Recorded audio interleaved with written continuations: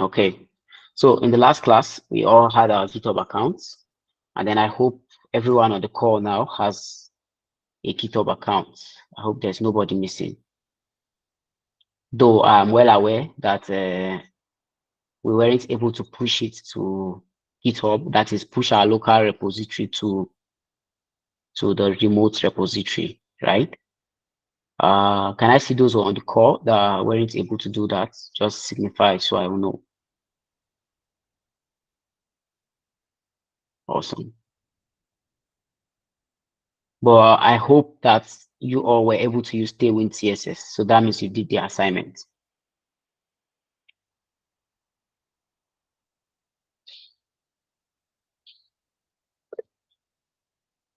Yeah, Fatima, what was wrong?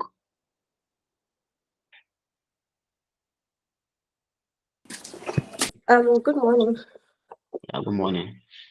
I was unable to join the evening class, so, and my network was bad during the morning class.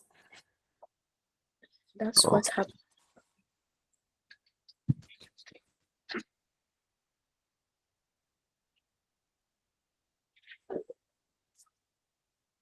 Yeah, so do you have like, are you not part of any study group or the Discord so that you can be able to see informations? No. You're not part of the Discord. Yeah, I am part of it. Okay, so you haven't been checking the announcements and some of the updates. I checked. They posted the assignments yesterday. Oh, okay. Okay. So you weren't able to do Tailwind CSS? Yes. All I right. have to on my own class before I'll be able to do the assignments. All right. So we'll see how we can do a review just to be a makeup. All right. Thank you very much. No problem. But all of us, we still have to attend like the dev hour on Saturday because a lot of things will still be cleared there. So the dev hour is very, very important this Saturday to try as much as possible not to miss out. So Taibat, let's hear from you, and Rufai. You guys too didn't do Tailwind. Hello, good morning, sir. Yeah, good morning. I am regarding Tailwind assignments.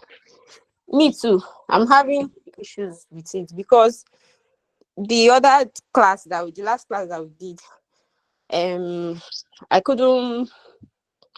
I was there, but my network was bad, and because I was on transit, I couldn't get so many things. So, and I was expecting that they would send the recording of the class maybe early enough so that even if we do not get it clearly in the class, we can at least use the recording to like pick some other things. But they've not sent the recording, and we are submitting the assignment today.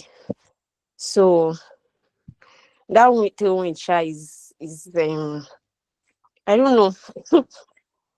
Yeah, I get your point. Thank you very much. The tough parts. All right. So Rufai, let's hear from you. Yeah, good morning. Yeah, good morning.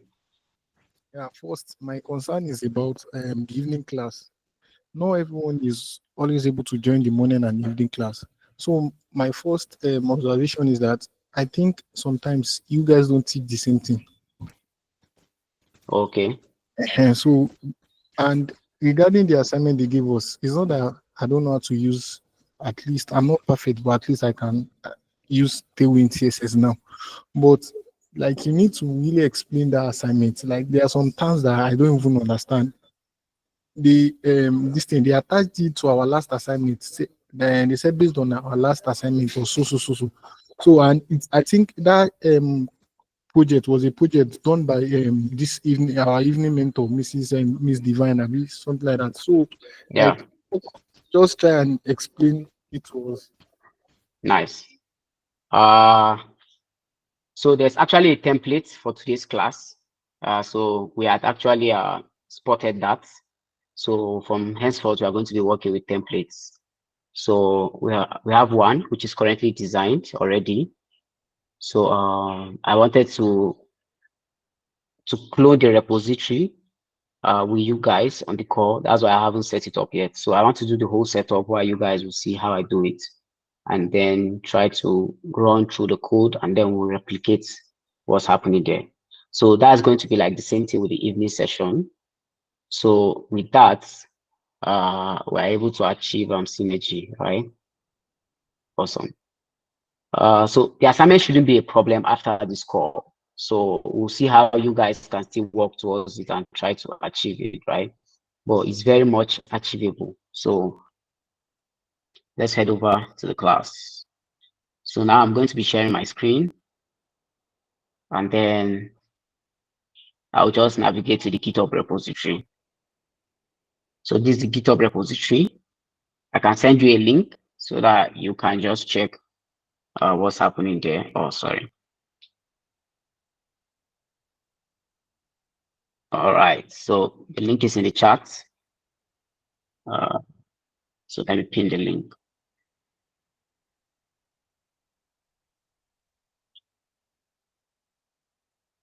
Awesome. All right, so this is the link. It says portfolio template Tailwind.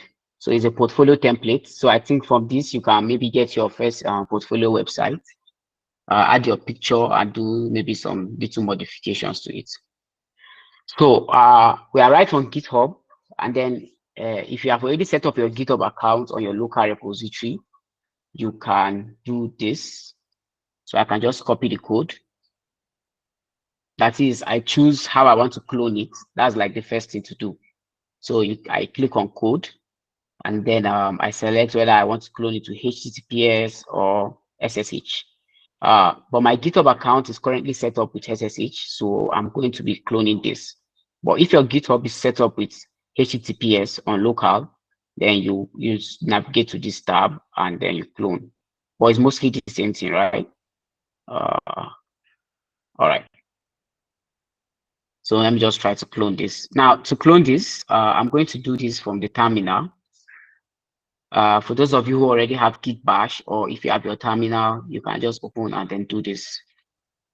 If you're using Ubuntu, you can just type this. If you're using Mac, you can just type this.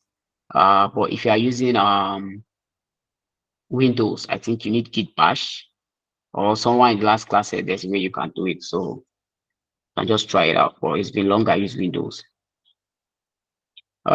So I just want to do this, and then I just type git clone, and then I paste what I copied, which is like the link to the remote repository. So I copy it, and then I paste it here, right?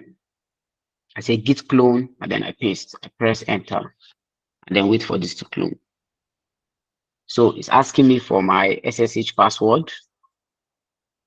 Using SSH is more secured than HTTPS.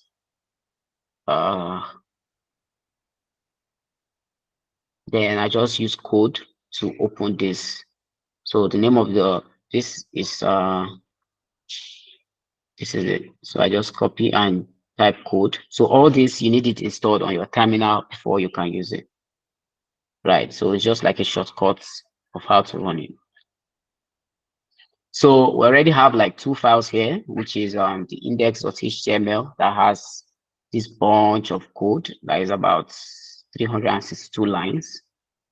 And then we have the CSS, which have like a little bit of animation. And then the index, we can see the link to our CSS, which we did in the last class. And then you will notice that they are both using CSS, and they are also linking the CDN to, what's it called? They are also linking the CDN to Tailwind CSS. So you can find it here, right? This is it. Yeah. And then this is for font awesome to get the text. And then this is our normal CSS, which is this. Okay, so let's head over and see what this looks like, right? So let's go live. Yeah, what's up?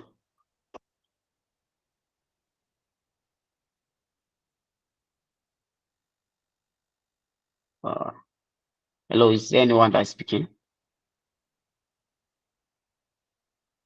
Okay, please just let me know if anyone is saying anything. Okay. Well, can you guys hear me? Yes, we can hear you. All right, cool. Okay, so this is the HTML file. And then, like I explained in the last class, first and foremost, if you want to make use of Tailwind CSS, all you just have to do is get the CDN and then connect to it, right? So how many of us have the repository cloned? If you don't, we can try to set this up. So we are going to replicate this same thing, but we are going to be doing it bit by bit. That is little by little, so that we are going to understand like the whole code that is being written here and how to get started with this. And then, so the first thing we are going to do now is to set up like a new folder and then a new file. So let's call this, so this is the end work, right? Can you see how it looks? Can click explore and you see the explore page, right? You can click home. Oh yeah, about, you can see the portfolio, you can see the testimonials, and then we can see the contacts. So you can maybe customize this after the class. Maybe insert your picture somewhere, maybe as the background, or have your picture here and then say a little about you. You can put your portfolio, maybe any of the websites you have built. And then you can also do a testimonial. This is just like your feedbacks, right? And then it gets in touch that people can reach out to you. So it totally depends on you and what you want to do at the end of the day. But this is what we are going to achieve before the end of this class. So let's head over to create a new file. Now, I'm very sorry, I just like using my terminal, but if you know how to do this with your GUI, you are free to go, right? So let's call this Tailwind Day 2.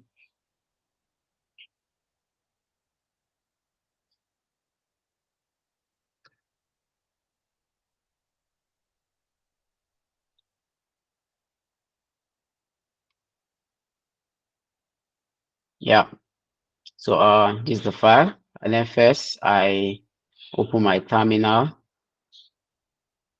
and then I create two files, which I can do from here. Let me create index.html. And for those of you who are like want to try it out on the terminal, you can just do touch. So you can use touch to create a file from the terminal. So I can just do touch style.css. So I created the index with the GUI, but I'm creating the CSS file with the terminal. So as you can see, it created a new file here, that is index.css. So like the same thing we keep doing, we generate the boilerplates, and then I have this, and then I'm going to call this my portfolio website. Yeah, my portfolio. So you can change this to your name or maybe any other thing that you wish to use. All right, so this is like a simple boilerplate of an HTML file, which let's try to navigate to this code. Yeah, it's mostly like the same thing, but you can choose to add the others, right?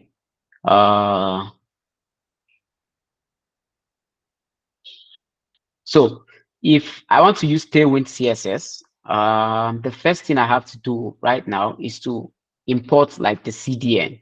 So the CDN, like I explained the last time, is the code that someone else have written. Now, Tailwind CSS is just a framework. And then when we say it's a framework, it simply means that someone have abstracted the whole hard stuff.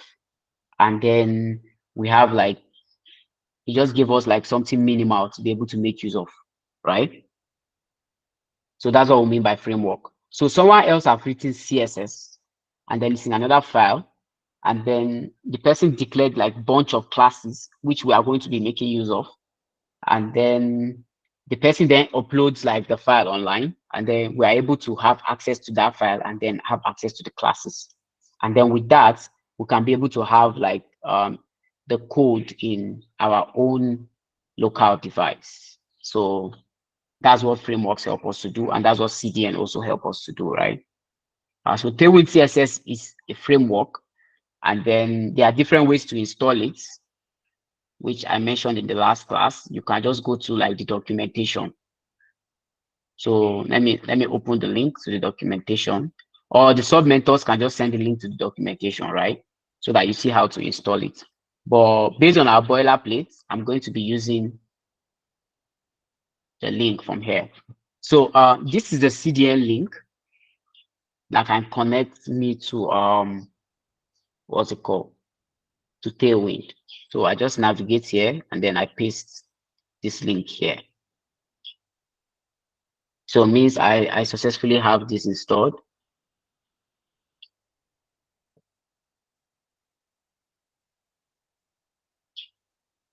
Are you guys following? Because I just saw like, let's say complaint on the class.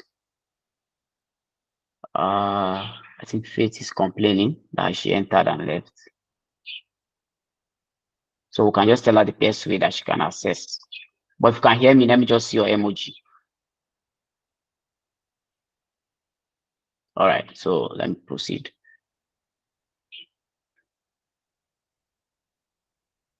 Okay, so this is the CDN link. Now, if you don't know where to get this online, I will advise you just head over to always reference this place, or the repo that I just gave out. Always reference it so that you can get the link from there, and then you can use it, right? So where's our code? Yeah, this is it. So now we're going to start with like building the whole container of the web page. So let's go live and let's see what this looks like for now. Okay, so it's just like a bare web page. There's nothing here and it doesn't look any fancy at all.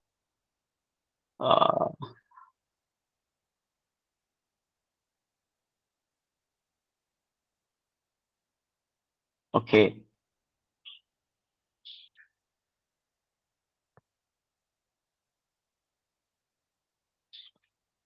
So now let's try it out, right?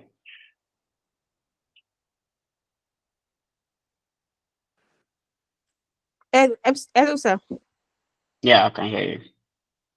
Okay, sorry. Before you start, I have two issues with this terminal. Okay. Please can you go back to that that your GitHub terminal? Yeah, Yes, I see this. I was trying to. Yes, this place. I don't understand this place so much. And secondly, on VS Code, that place, that terminal, that place we are going to enter the Tailwind, that terminal space that we're going to enter the Tailwind information. I really don't understand that part too. I think that two things are one of my issues. So Oh, okay, cool. yeah, thank you. So if you're familiar with GitHub, let me just head back to my GitHub. If you're familiar with GitHub and then you open the link that I sent, this is like a repository that belongs to someone. And then a repository is a normal code that maybe your normal folder in a local, maybe in your device, right? And then it's like the same thing, but this one exists online. And then the one that you're working with on your device exists on local. And then anytime you finish working on local, they are going to send it to the one online. That's just the idea of Git and GitHub, right? So Git is what controls like the local guy, and then GitHub controls the main repository, which is what exists online. So with Git, you can be able to work and then send what you did in your local to remote repository. And then with Git also, you can be able to copy or clone a repository that someone has worked on online already. So that's what we're trying to achieve in the class by doing the first step. So this is a repository that someone has worked on already, right? Someone has worked on this, and then I just want to use this code or get access to the code from GitHub.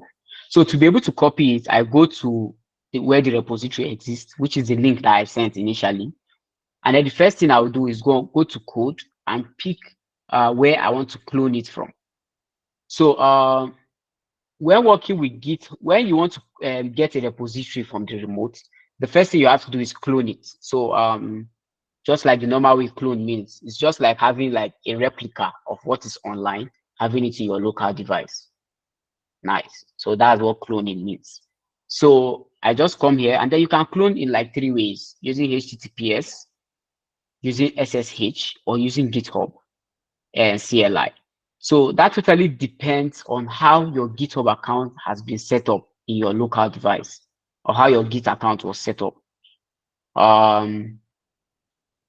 So I don't know if most of us have gone through the process of setting it up from our local device.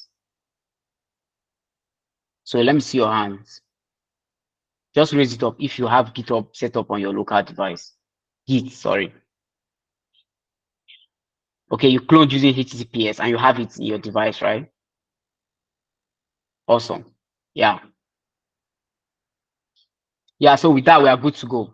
If you clone using HTTPS is best, but I use SSH because my Git is set up with SSH, simply because I want an extra layer of security. So for me to clone this device, for me to clone this code that someone else have written, I just copy this code and then I go to SSH, I copy it to the clipboard, and then I go to my terminal. So for those of you that are working with terminal, like this is the way to go about it. So I just type git clone, and then I paste what I copied from the remote repository here. And then once I paste it, I can click enter, and then I'll be able to have like the whole code that is there in my own device, right? But then if you are using Windows, you might run through a problem simply because it might not recognize this command that says git. And that's because people that are using Mac or Ubuntu, on default, the terminal has git in it. And then if you run the code successfully, it's going to run on your device, right? But then you with Windows, you might have like PowerShell as your default. And then with that, it doesn't recognize Git. So that's why you are advised to like install Git bash, or yeah, to have that in your terminal, right? So and then with Git bash, you can be able to access like the Git command, and then you will be able to run this and have it in your device, right? And then I don't know if there's another way to do it via VS Code. Maybe how to get a repository via VS Code. I think there should be a way. Yeah. So I think there is.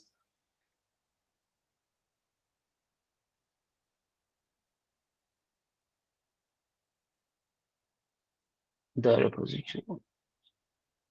But the problem is I haven't tried it out before. So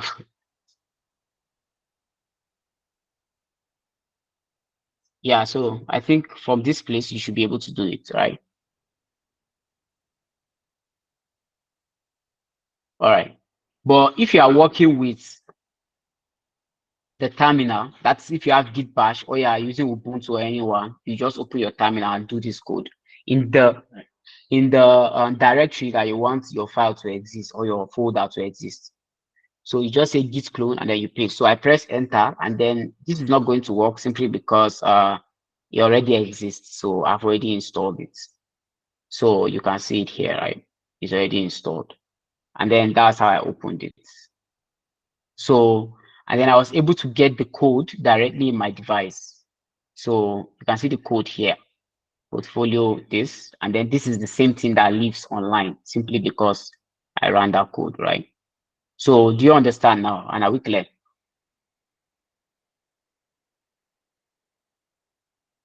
Nice. All right. So let's try to work with this. So successfully now we have Tailwind CSS.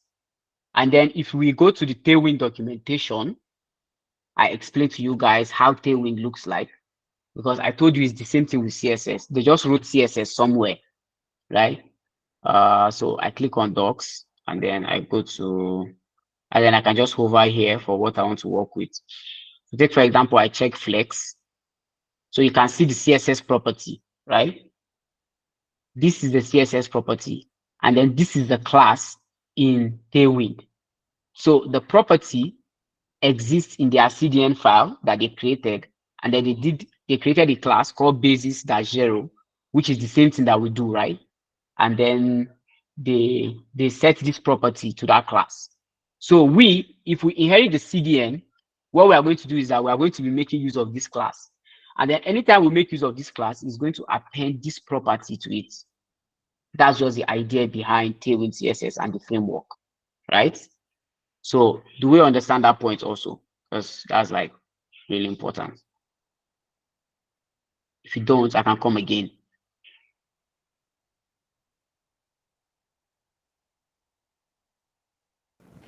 Please come again, sir. All right, nice. So Tailwind CSS is a framework. And then when they say something is a framework, it simply means like it's just like something that does the heavy lifting. Someone else have written the code, and then your own work is to make use of it. So take, for example, in a factory, right? Maybe a factory that produce chairs, that produce plastic chairs. So every time they want to like make production, they have to like arrange the chairs and then know how it's going to look like, right? Every time they have to do it, they have to mold the chair again, right? Now that's a problem because it's going to be taking much of their time. So the best thing that they do is that they create a mold. So a mold is just like what does it look like? I will get like an example of what that looks like. Let me explain.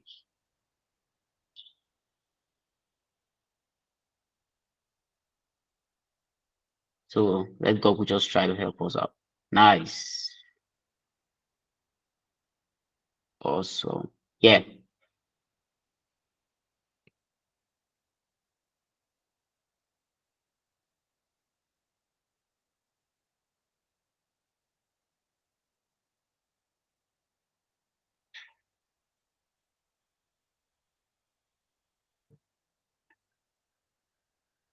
Yo guys, so are you guys able to see my screen? So you can see this image, right? Awesome. So like this is the plastic chair. Now imagine that anytime they want to create like something, they will keep creating this plastic chair, like they will do it like from scratch without a mold. So this is the mold, and then the mold is the framework. That is, with the mold, they don't have to stress. They already know the structure of how they want the chair to look like. So they don't have to structure it every single time, that for every single chair. That's going to like waste a lot of their time. So what they do is that they just create a mold for it. And then with the mold, all they just have to do is get the plastic liquid and pour it into it. Once they pour the plastic liquid and they allow it to cool down for a period of time, it's going to bring out the chair, and it's going to be exact same thing every single time, right? So that's the idea behind the framework. This mode is the framework, and then this chair is like the final code or the final outlook that we want it to be. But then to be able to do this with CSS, it means that every single time we are crafting this chair again, we are rewriting this thing. Like to bring out the chair, we have to structure it every single time without a mode. But then with the mode, it's like you using a framework. that already exists. So you understand that with a mode, it's going to be very, very fast for you to bring out, like, to produce chairs, right? When you want to produce chairs, like one, if a mode can produce, or if with your hands, you can be able to craft one chair in like 50 minutes, or let's say 1 hour, right? With a mode, it means you can be able to craft chairs, or maybe one single chair in like 1 minute or 2 minutes. And then with that, you have more efficiency, and then you have more what's it called, more chairs within a shorter period of time. So like that's the idea of using frameworks, right? So let's just get the point. And then that's what Tailwind CSS is. So deep down, Tailwind CSS is doing the same thing that this CSS is doing. You get? So the same thing that the human will do to structure it is the same thing that the mode is also going to do. But this time around, the mode has designed it to be much more faster. If you go deep down in the Tailwind CSS documentation, which I opened, and then the link is also in the chat. So if it's not there, I can be able to send it again. If you go to the docs, you can see different ways that you can be able to style your HTML file or your HTML elements. And then you see how to implement this thing. So this is the flex and grid board, which is the same thing that we do, right? In our CSS file. This is the layout, same thing, right? This is spacing. We're using padding, margin, space between. This is sizing, width, max width, the typography for font size, etc. Basically the same thing, right? So if you select maybe like the flex box, this is a class in Tailwind. So all we just have to do is that our HTML file, we are going to be appending this class to it. So as you can see, all these classes have like different what's it called, classes that are being appended to it, right? And then with that, we'll be able to achieve it real quick, right? So, but deep down, this is the property in CSS. And then the property exists in the CDN file. So like this is like a very long explanation, and then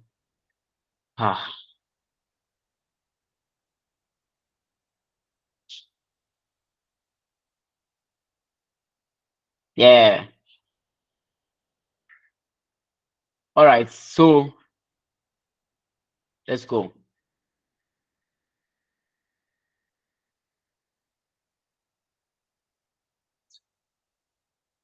So we have successfully imported this, and the next thing is we are going to start styling our body.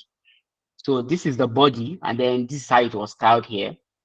So they just inserted a class, and then in the class they added the following style, which is container, this, that, right? So I'm going to explain what all of this does gradually. So we have container, and then MX auto flex, justify between. We'll get what all this means, but depending on how we look at the style, right? So let's see. Okay, nothing has been set up yet. That means our style haven't started taking effect.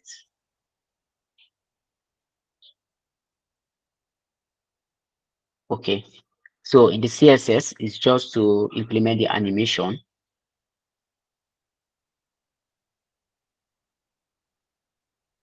All right, so the first thing is to set up the header. Yeah, so let's set up the header and everything that is in it. So let's copy header. Yeah. And then let's try to structure it. So the first thing we'll do is to take out the nav links so that we can bring it back. Let's look at the style first. Yeah, so we'll take it bit by bit. So this is the header, and then in the body, there's a header, right? And then this is it. So in the header, there's nav bar. This is nav bar, and then nav bar is a container. And then in the nav bar, there's a hyper tag, as you can see, a hyperlink, as you can see, this is A, and then a div. And then this div has a button in it, right? So let's see what that looks like in the file. Awesome. So this is it. This is how it looks like. This is the nav bar, and then it's gray color. So let's see where it has been set to gray. Okay, so it's the whole background that is set to gray, right? Nice. So that's why the whole thing is taking this. So the whole background has been set to gray. And then this is the nav bar. So what's happening in the nav bar? The class is set to container. I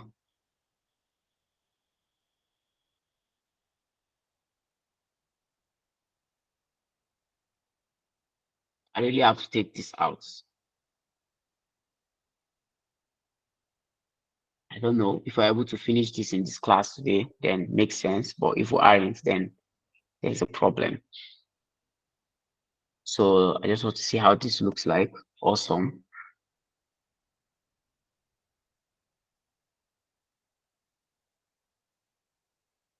Okay. So this is a hyperlink that says portfolio example.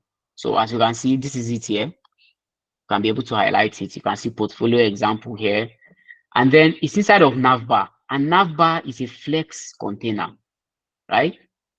And it's also a container. So you remember the last class what we explained about flex and also containers in Tailwind. So let's see what these two things do, right? Let's just head over to Tailwind documentation.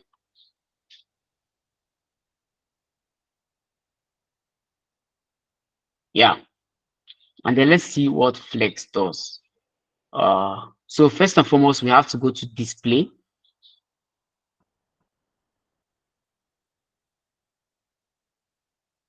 So it's in display that we can be able to find flex. And then display is under layouts, right? So on the sidebar, you can be able to see it. So always navigate your sidebar to check for what you are looking for. And then this is it.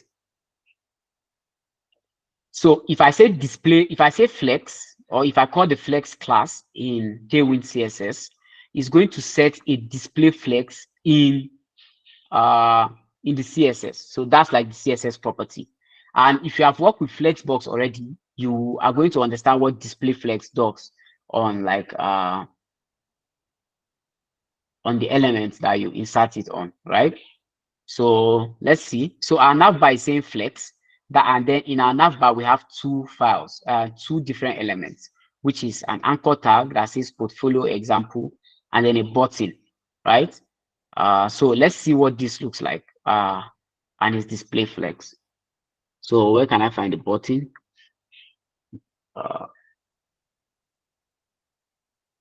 okay. So the button is not visible currently, and that's because on the LG screen, it is this set to hidden. So if you have studied media queries in CSS, if you have studied media queries, this is what all these breakpoints are for. So in Tailwind CSS, if you say LG and then you make it hidden, you are trying to tell Tailwind that when it's of class large or when it is large, it should be hidden. That is, this button shouldn't show. So let me try to drop this screen and make it a smaller one, right? So let's use this.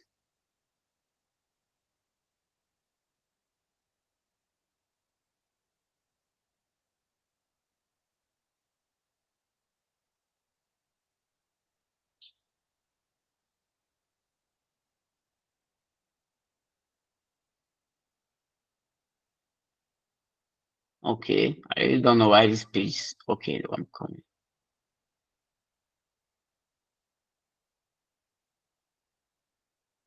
It is not visible yet. But we're going to come back to media queries, right? And then we'll understand how they work. So like this is the header. So we can just head back and then let's get the nav links now.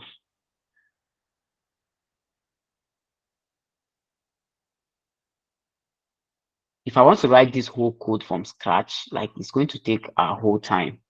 but we still have 2 hours, right? So let's try to see how that will work. Yeah, I think that's the best thing.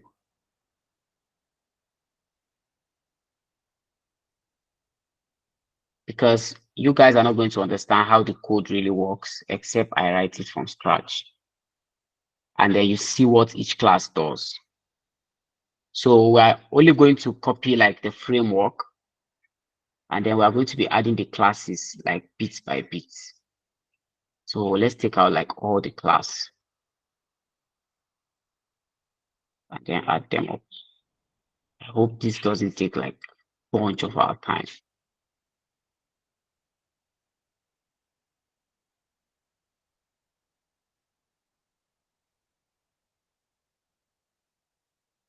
So I'm taking out all the class in the elements, and then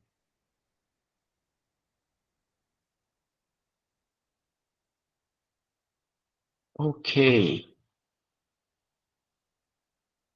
So now I really know why the button is not showing, right? That's basically because I'm trying to debug this. So you see why it makes sense. So the button is not showing simply because we are using what's it called? We are using font awesome. And then font awesome is an external file also that can be able to import icons into our file or the project that we are working on. And then font also have their CDN that we can be able to import into our site, and then we can be able to access like all their icons and make use of them. So that's why we don't have this yet. So what will happen is I will just head over to get font awesome. So you can see how this look like bare minimum, right? But the icon is still not showing. This is the icon here, but it's still not showing. So let's try to get it and see what it's going to look like. So I just head over to my file, which I always ask you guys to reference. And then this is the link that can get me the CDN to font awesome, right? So I'm going to copy it also. And then copy, and then I paste it here. Nice. So with this, I have font awesome. Now watch out. Can you see? With this, I'm able to have the button now. So this is the button, and then it's visible. I can see it. And then portfolio example, and I have a button, which is the nav bar, right? So now let's start fixing the style. So everything looks like bare minimum now. We have a header, and then in the header, there is a nav bar element. And then in the nav bar element, there is anchor tag, and then a div. So let's take our nav links. So let's start styling this from the body. So this is a class in the body to set the background. So we are going to say class. And then if you want to set a background in Tailwind CSS, you say BG. So when you say BG, you select like the shade of color that you want. And then I will just head over to the Tailwind documentation and go to background, where I can be able to see the color. So let's check out background color. So this is backgrounds, and then I just go to background color, and then I can be able to insert the type of color I want, and then it's going to give it to me, right? Nice. So that's the next thing. So let's just head over and do this. So if I say BG teal -50, it's going to set the background color to RGB, blah, blah, blah, blah, blah. And then this is the final output. But then in my case, I'm going to make use of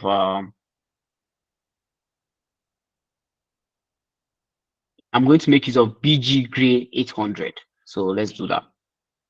So let's say BG gray -800, and then let's see what this looks like. So you can see everything has turned to gray color, and it's like 800.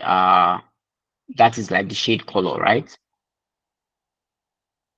All right, so the next thing I want to do is I want to set every text in this to gray of 200 so that the text can be visible, because for now you can't see portfolio example, right? As you can see, it's dark. So if I set it here, if I set this class, it's going to set like the text of a color of gray of 200, right? So this is the same thing of like saying gray. This is the same thing in CSS as saying color, let's say RGB, and then you set the gray color, right? I don't know like the color shade for this, but if you search in Tailwind, you can be able to see it, right? So I set the text color to like gray of 200. So as you can see, this is a more lighter shade, and then it's more visible, right? So if I head over to Tailwind, Sir, yeah, can you increase the size of your screen, please? okay. Your screen, increase it small. How about now? Yeah, it's clear. I can see it now. I can see it. All right. So in the class of the body, I set BG800, which is like the color of the class. And then in Tailwind, I told you this is how it looks like. So let's look for BG Gray 800 here. Yeah, so it should be somewhere around here. Nice. So you see, this is it, BG Gray 800. And then this is the background color in CSS. So in CSS, if you are writing CSS and you set background color this, it should give you the same thing. So let me just try this out for you guys to see. So this is the same thing that Tailwind is doing. In my CSS file, if I create a file or if I create a style or a class here that says bg-gray-800, right? Then I do this and I paste this background color is I set a property of background color RGB this. So let's go back and then let's comment the CDN here, right? So that Tailwind CSS will not be working. Can you see? Everything is bare minimum right now. So we don't have anything. Tailwind is not working, right? Let me try to set this background color now. So I wrote this in my CSS and then I want to import this. So let me import this to my CSS. So I will just say link. Does someone have a question? And then I say style.css. Someone is reading up his hands. All right. Yes, sir. Yeah. How do you comment the listing, the Tailwind link? Yeah. So if you want to comment, you just highlight like what you want to comment. Okay. Then you hold. If you are using Windows or you are using normal HP, you just hold Control and /. Thank you, sir. Yeah, but if you are using a Mac, you hold Command and /. If you want to uncomment it, you do the same, right? You highlight and then you do the same. All right. So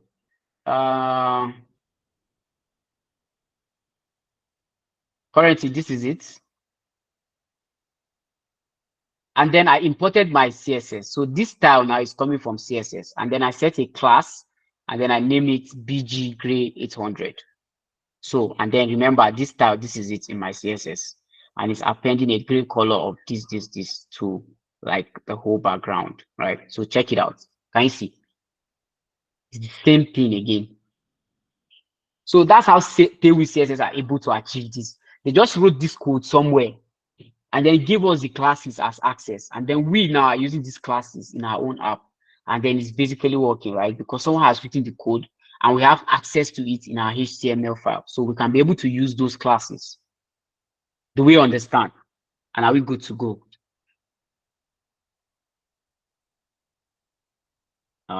Yeah, I want to navigate to where I'll see your reactions.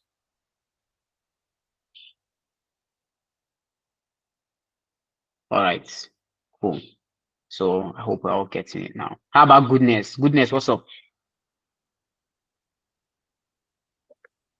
Nice. Yeah, Fatima, say something. Please, what if you want to create a customized color?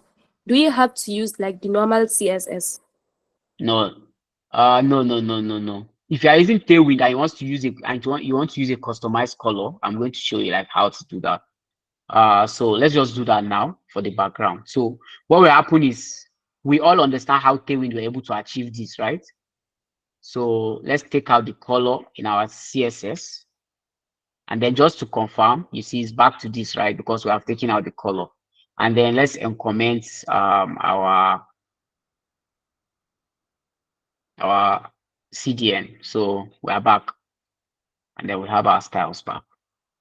All right. So if you want to impute a custom color, all you just have to do is say BG, and then you take out this gray, and then put this angle bracket here, then get like the color that you want. So let me head over to colors, which is where I basically get colors. So it's a color generator, it's a color template, and then you can get like a bunch of colors from colors. Nice. So I just click on start the generator, and then get any image, any color here. So there are a bunch of colors here that I can select here, right? So let me just get this guy. I like this one. So I can just click this, and then I'll copy the color. So this is it to copy it, copy hex. And then when I come here, I just put the hashtag, specify that is a hex, and paste the color.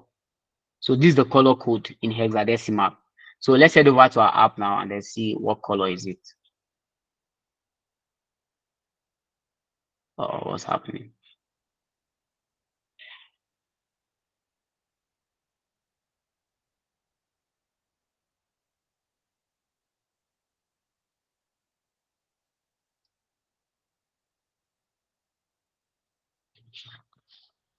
Is something wrong with this one? Let's check it out on Tailwind. But it's supposed to work. Let's try to get maybe another color.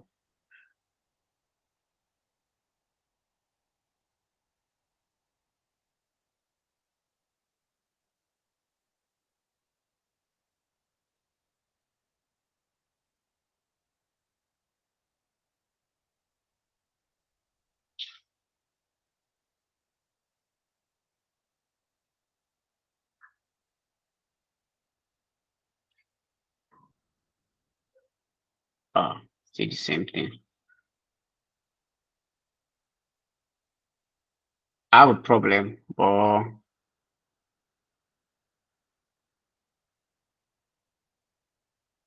so let's just check the Tailwind docs. Maybe there's a newer way that they do it.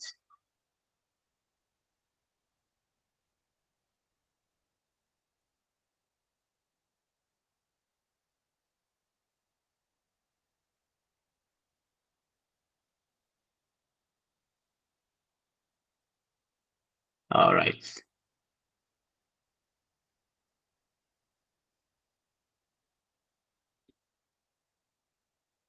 So I just scroll over, and then I get background. Yeah, and I say background color. So it's the same Tailwind CSS website. This is just like what's it called? The light mode.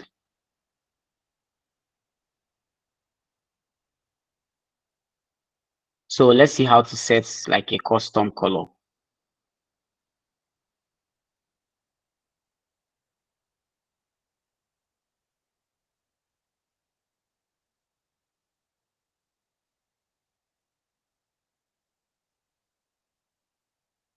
This is like to set it your own self in the team, but for now, we are not working with that.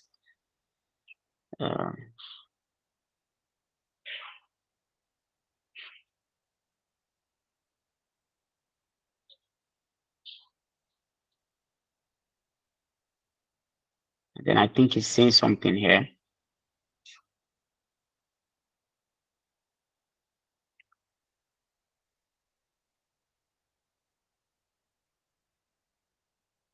So let's try that one.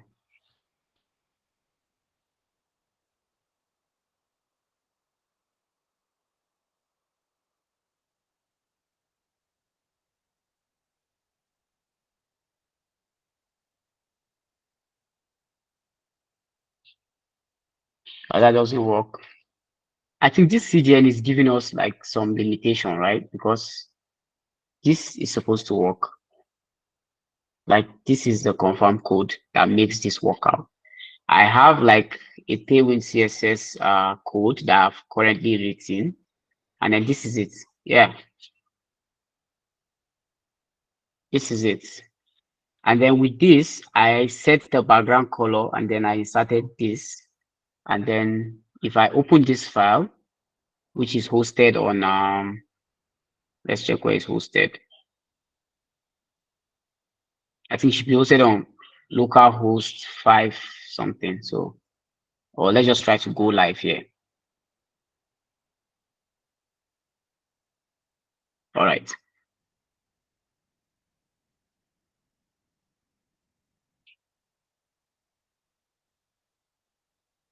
This one doesn't want to come up. Let's try the 5.1. Yeah. Yeah. So this is it. And then I set this background color with this, but it's working here, but I don't know why with the CDN it's not working. So if I take out this background color, you will notice that it's no longer there, right? So this is it. The background color is no longer showing. And then if I insert it back, I can be able to see it. So this is the way to set it. So this is the background color back.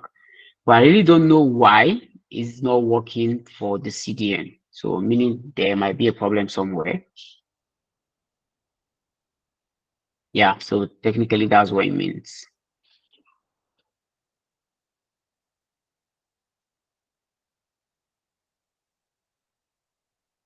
Yeah, so that's how to do it. So probably on your device, it might work out. So you might try it your own self. Probably it's from my own end that I'm having issues. But when you just say BG and then you signify this, it's going to like give you the color. So let me use this on another element and see. Maybe I use it on the header.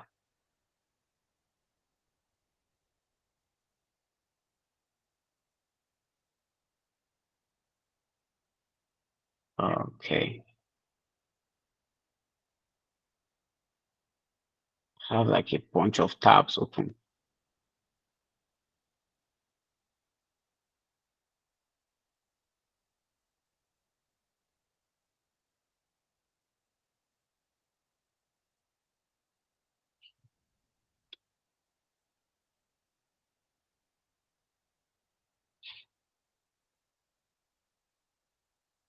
Okay, so optional is not taking effect. So there might be a problem with this CDN.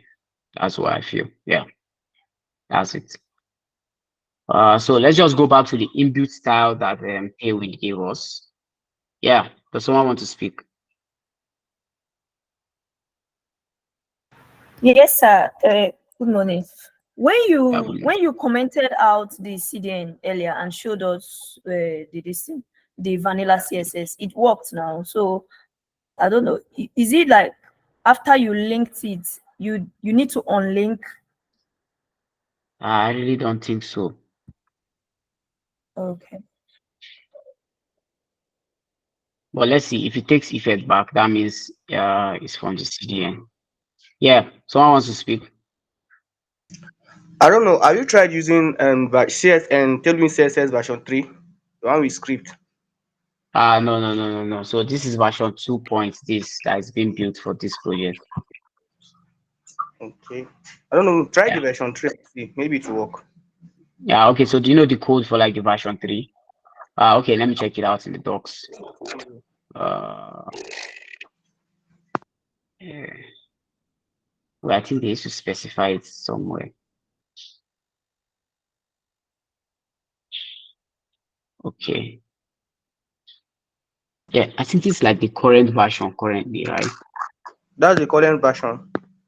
They are currently advising us to use 2.2.16. Okay, but we can use V3. So let me just try to use V3 and see.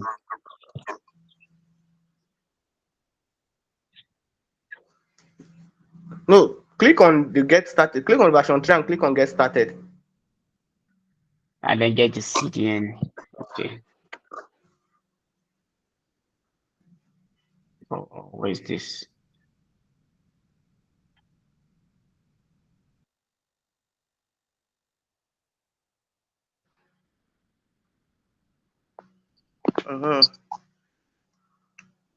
Okay, yeah, because this is the CDN link we used for our last class.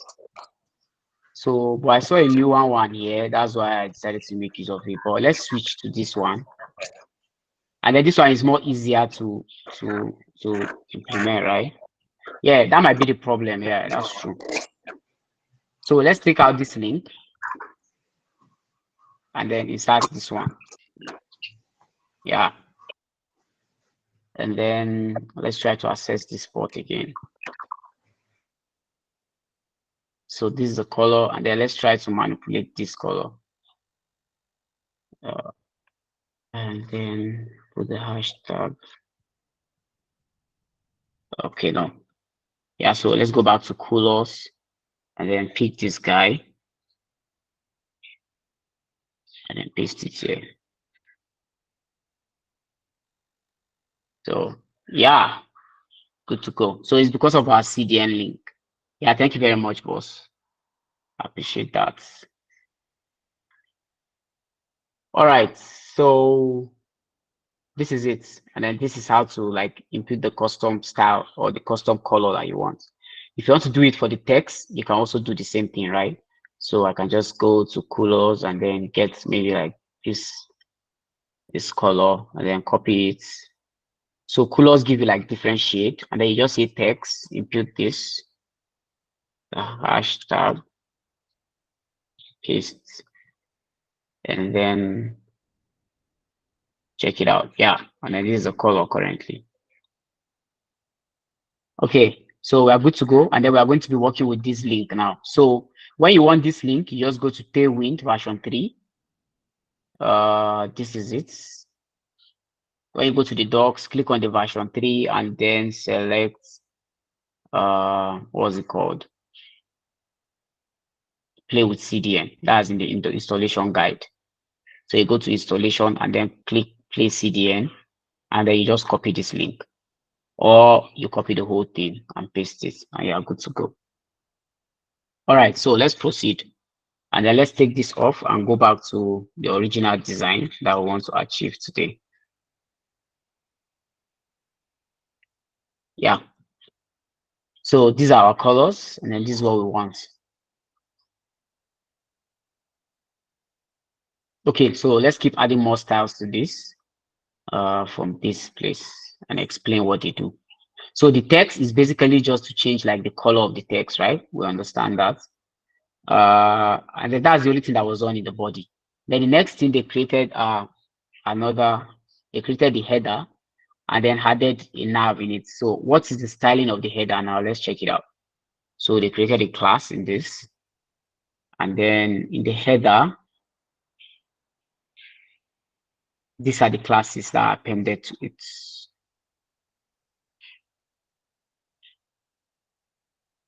So the color of the header is like darker than this guy, because this one has a BG of gray 800, this one has a BG of gray 900. So that's why if you notice here, where's like the final code? So this is like the final template, right? If you notice, this color is darker than this guy. So basically that's what happened. Like they changed the color of this to be more darker, and then they inserted this one to be BG 800. They made this 900, which is darker than this. So let's add it up to ours now. So if I say BG gray and then I make it 900, we can just head over, and then can you see the color now is darker than this one, but this is not aligned currently. So if I want to align this, how do I do? And then let's see how they made that possible. Okay, so in the nav bar, they added a class also, and then they made it flex. So let's go to the nav bar now. So notice we are no longer in the header, we're in the nav bar currently, right? So some of the styles, we have to be going back and forth. We have to see what happened in nav bar before we can be able to understand what happened in the header, right? So they set it to flex, which is basically what I explained initially. And I told you what flex is. It's just setting the property to display of flex. And you know what display flex does in CSS? It's going to do what? Align the items in an inline form or in a row. except if probably we set the direction to column. And then that's the same thing that Tailwind CSS did here. It aligned this button and then this logo, or this link here is a link. So that's basically how it did it, right? So let's head over now to keep styling. So how did they separate these two? Now let's check over here. So in the navbar, they still said justify between. So what does justify between does? It does, who can guess, like in Tailwind, in normal CSS? Not guess, you're supposed to know this. Based on what we've learned currently, what is like the CSS property in CSS? Because as you can see now, these buttons were together, but now they are separated from each other, right? So how did that work? Let me hear from you guys. Space between. Yes, space between, that's like the value, right? What's the property? What property was added and then space between was added to it? Justify alignment. Justify. No. Is there a justify align? Justify content. Justify content. Nice. So justify content, right? That's it. So if we go over to Tailwind and then we try to check how they got, let's go to their flex. Yeah, and justify content. So we say justify content between, justify between. That's what we said here. Let's check it. You see, we said justify between here, right? And then what's happening here is that this justify between in Tailwind CSS, what is justify between? This is a class, right? Justify between. And then this is the style that is being appended in CSS. Justify content and then space between. So if you say space between, you are very much correct, right? And so you understand how these things work. That's why you need to know CSS before you know like the remaining. So let's keep going. And then let's style the navbar and then make it look better. So let's bring the remaining classes in.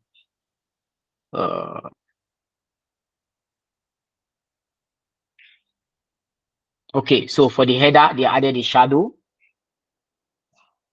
So let's try it out and then let's see. So as you can see, it looks plain right now, right? So let's try to add a shadow and see. And then shadow LG.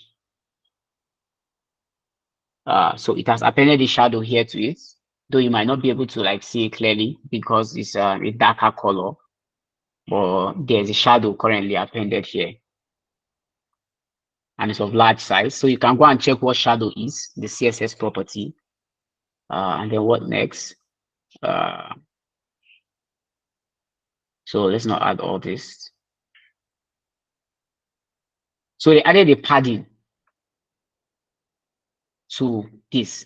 So as you can see, what does padding do? It increases like the space inside the content, right? And then this is our content. So let's see how we are going to increase the space in it, right? And then see the way it looks now. But if I add these padding properties to the navbar, we are going to see what it looks like. So they gave a padding on the y-axis of 4, padding on the x-axis of 6. Can you see?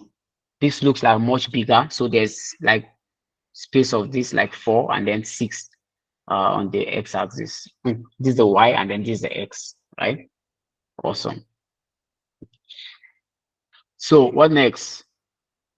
Let's keep getting the styles. So they also gave it a margin X of auto. So let's see why they did that. And then let's paste it here.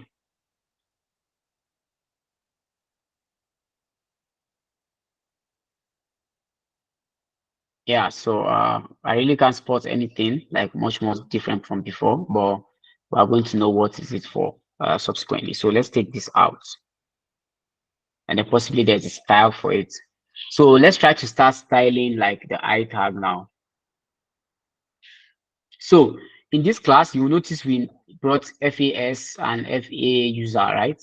That's like the class to be able to insert an icon from this guy now, this font awesome, yeah, this font awesome CDN. That's where to get it from, right? So if you check on the font awesome documentation, it should also be able to tell you that. So let's go to font awesome and then let's see.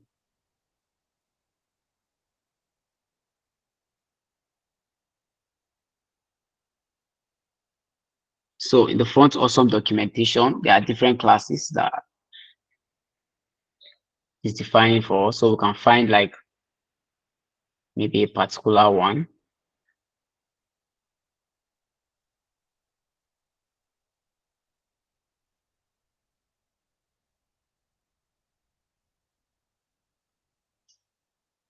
So these are the different kits.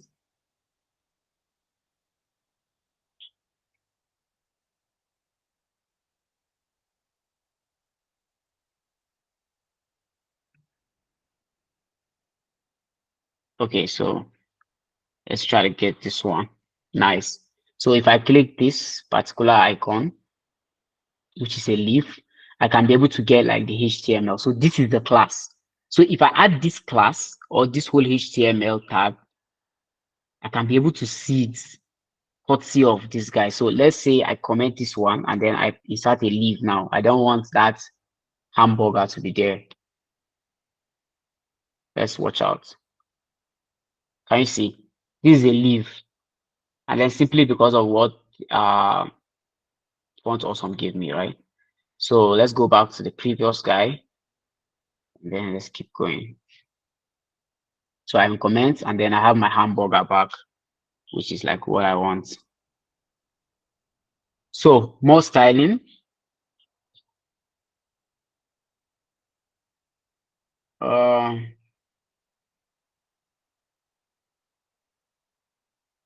So on focus,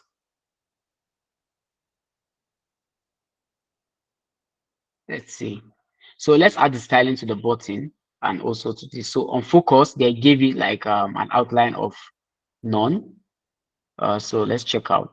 And then remember, this is not visible on large screen. We're able to see this on light screen simply because I haven't set the style for it. So like I told you in media queries, let me try to set it up now. Let you see. So in this div, LG is being set to hidden, right? So let's check it out. And then we'll not be able to see. So this is a div, and then we set a class, and then say LG, and then we set it to hidden. So we're going to go to CSS and check what this does.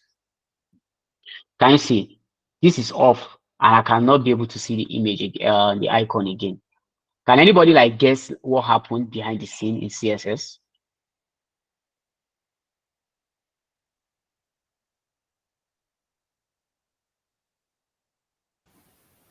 The visibility was, or the display was turned and is none. Display equals to none. That's what. Okay, yeah. So if you set the display none, you are not going to see it, and then if you set the visibility to like none, so let's try to see what that happens in Tailwind. What did they use themselves? So let's go to LG. So what happened is in media queries, there's a breakpoint, right? You know, you set a breakpoint and then maybe you say on a large device, and then a large device is like 600 plus px. So let's check it out here, so we can be able to know. If I inspect this website, can you see this is like a large device, or mobile is 320 px, or this is still mobile. So there are different mobile screens. This is 375 px, this is 425. But when it gets to a tablet, it gets to like 768, right? And then when it's a laptop, it's like 1024 px, right? So like those are like the different breakpoints. So depending on the breakpoints will be depending on the style that you are going to show to the user. Like take for example, in CSS documentation, this is a large screen, or this is the view on tablets, as you can see here. But if I try to access this like to like a mobile phone, maybe let's use an iPhone 14 Pro Max. Can you see how it looks like?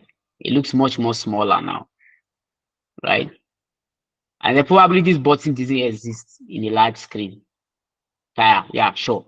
So as you can you see in a large screen? Oh my God. In a large screen, you can see this. That is this sidebar. But in a small screen, you cannot be able to see it. All you can be able to see is this button that if you click, is going to show you the sidebar. Simply because the sidebar cannot show in a large screen. It's going to like choke the page. And then to make it responsive, you use the media breakpoint. If it's in CSS, you might say you might set the breakpoint and say in 320px, that div should be hidden. And then when it gets to like 600px, it should be able to be visible. So that's the same thing that we did here. We are saying in large screen, it should be hidden. But then in a smaller screen, it should be default. That is, it should be visible. Basically, that's what it means, right? Who is confused?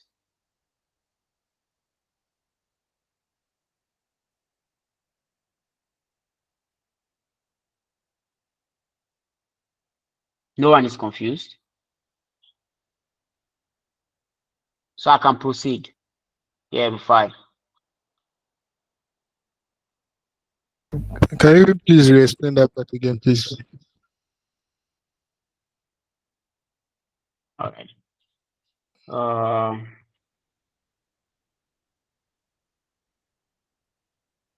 In CSS, there's what we call breakpoint. Did you work with media queries? Like, did you try to make any website responsive so that if you Yes, check it on yes, phone, yes. and then you use media queries, right? Yes. What did you use to achieve it? Like I used this CSS whereby I would set if it is if I should, although I'm still working on it, but that's I didn't use Tailwind CSS. I only use all this normal CSS. Yeah. So I would really love you to like share your screen and then show me your code. Then I'll be able to explain that part. Are you connected on your laptop? Oh no. Maybe that will be later. Alright. So let's try to see how this is achieved in mobile.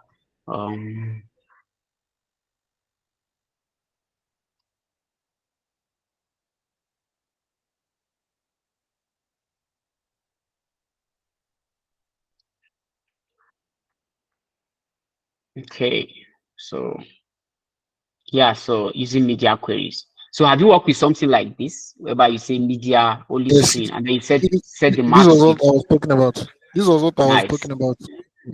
nice. So you know what you are doing is in this case is that you are setting the max width, and then this max width is 600px, meaning this technically means on a tablet, right? And then if I check CSS here, let me try to inspect this page. Can you see? This is what a tablet looks like. This is tablet. And then wait, yeah, this is a tablet. And then it's showing me a tablet here at about 768px. So obviously in a tablet size is taking about 768. That's like the maximum. So a tablet can be like from 600px up. So when it's 600px, it's saying you should do this. But when it's less than, that is maybe it is 320px. That means mobile is 320px. You should do another thing different. So on a tablet, if I do this, it simply means on a tablet, all the styles that are append inside here, do the styling for a tablet. But on a smaller device, I'm going to give it a different style again for it to look like. That's how responsiveness is being achieved. Are we good to go? In normal CSS. If you understand this in CSS, I can be able to explain this in Java, in Tailwind CSS. Nice. So now what Tailwind CSS does is that you know that is a framework. So what it did is that instead of it setting all these guys here, all this media screen and the rest, and saying 600px, Tailwind CSS instead of 600px is using LG. So deep down, this LG might be 600px, and then 300px will be like SM. So there's LG, there's SM, there's MD, which means medium screen, small screen, large, right? So on a small screen, on a large screen, it should be hidden. On a small screen, it should be visible. That's what this LG is doing there, right? Are we good to go now? And do we understand this in Tailwind CSS? Nice. So let's try to check like the class and then explain this better. LG. Yeah, so that's like max with no.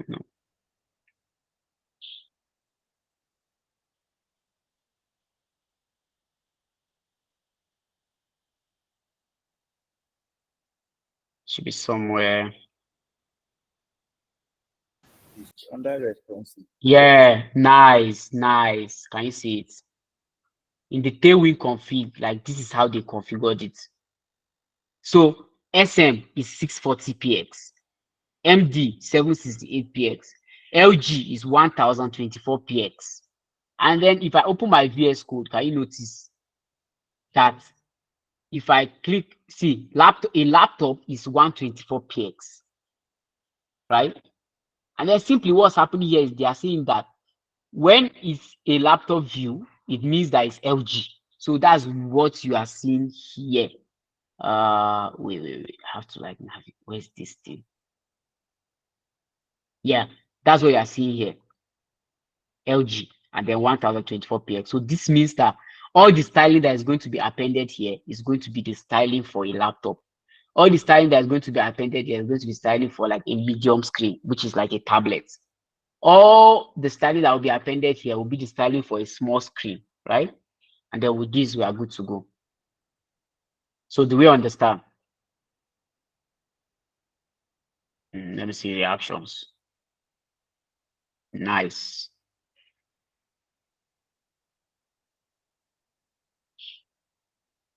All right, so that's how that was set. So most of the things we are going to understand as we keep going. So we'll just be adding the styles.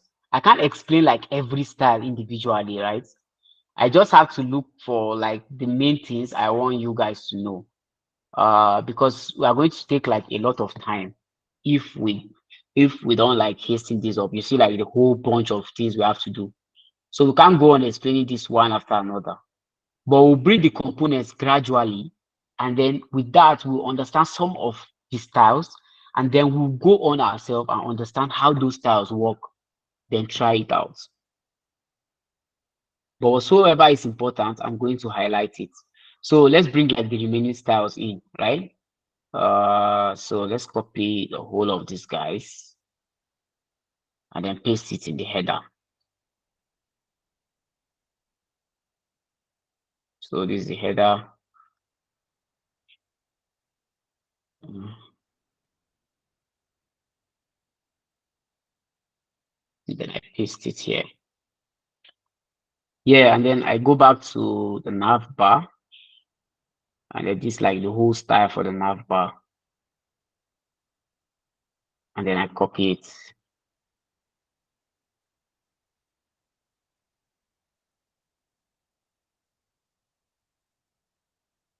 So now what will happen is I will just copy the anchor tag from here, this whole anchor tag and the div, and then paste it, and then introduce something new.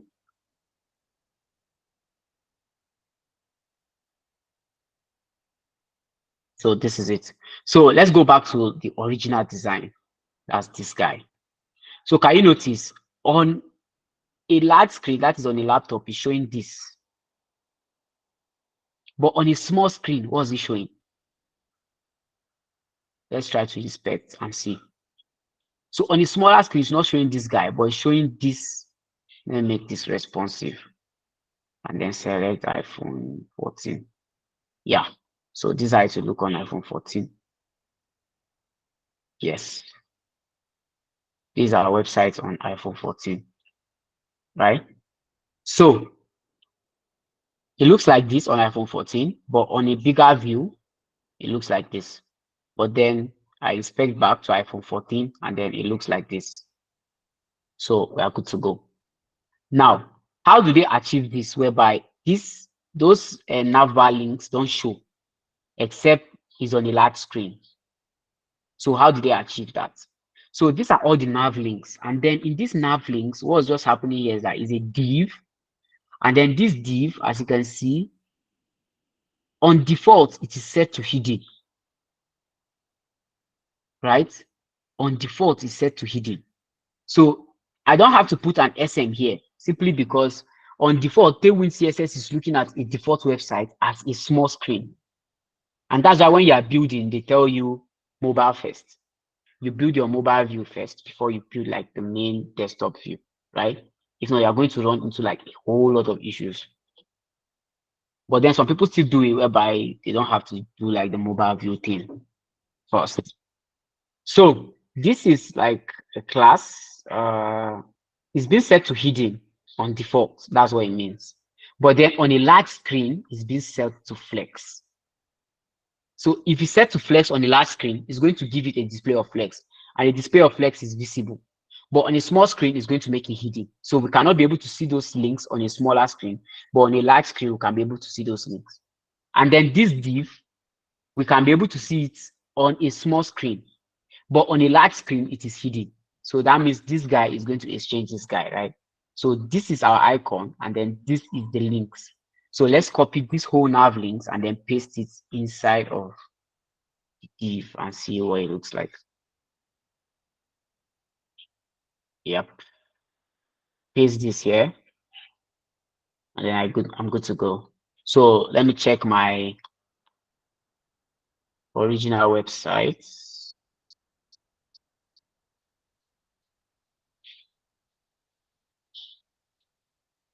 Yeah, so this is it, right? Can you see? I've appended all these styles now in the nav link. And then if I make this a smaller screen, can you see? This is visible. And then the nav links are not showing. And then if I close this and it's on a large screen, I can be able to see it, right? So who is with me?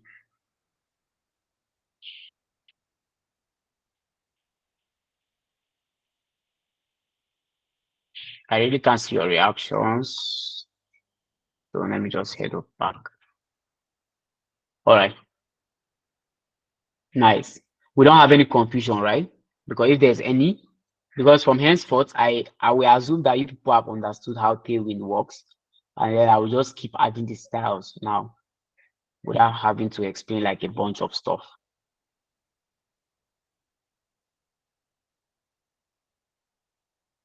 Good.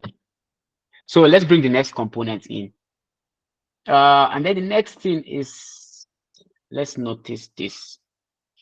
So in the main app, as you can see, we have this animation, which is just working with all of these divs, right?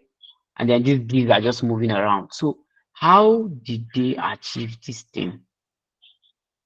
So let's try to look at the main code.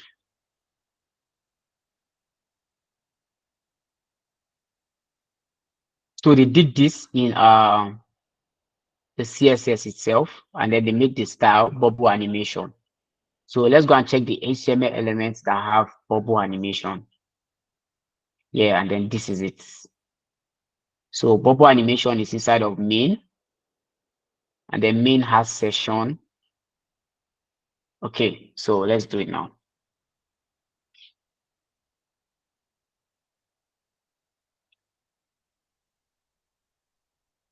So now we have already styled our whole header. So we have nothing to do with header again. Excuse me. Yeah. So we have nothing to do with header. That's why we are out of it. This is the closing tag. And then we open a new tab called main. Right. So what does main does and what does main say for us? Let's then check out the code. So this is the main session, and then main has an hero session, right? Yeah, and then the hero session is, so let's make it a session. So inside main, we are going to create a session, and then it's commented here and it says hero session. So let's see what the hero session looks like. And then in the hero session, there's a div. Yeah, and then this is the div. So this div has welcome to my portfolio, discover the extraordinary web developer, blah, blah, blah. So let's see what it looks like in the website. This is it. So it's just like the div here that contains like this whole stuff in the middle of the file. So that's it. So let's try to copy it and then bring it in. Okay. So let's bring it in and then let's append the styles.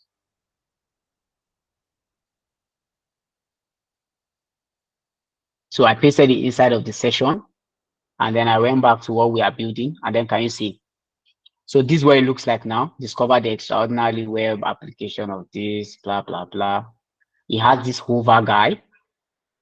And then to make this look much better, this doesn't look the same as this, simply because, sorry, it doesn't look the same as this, simply because we haven't appended the style in the section. So to append the style on the session, we just go here and copy the whole style. And then as you can see, is making it a H screen, which is like the full width, right? It's just like you saying view height 100 in CSS. That's like the same thing you are doing here. So let's paste the style in the session, right? And then let's see what this looks like. So in what we are building, can you see it's completely the same?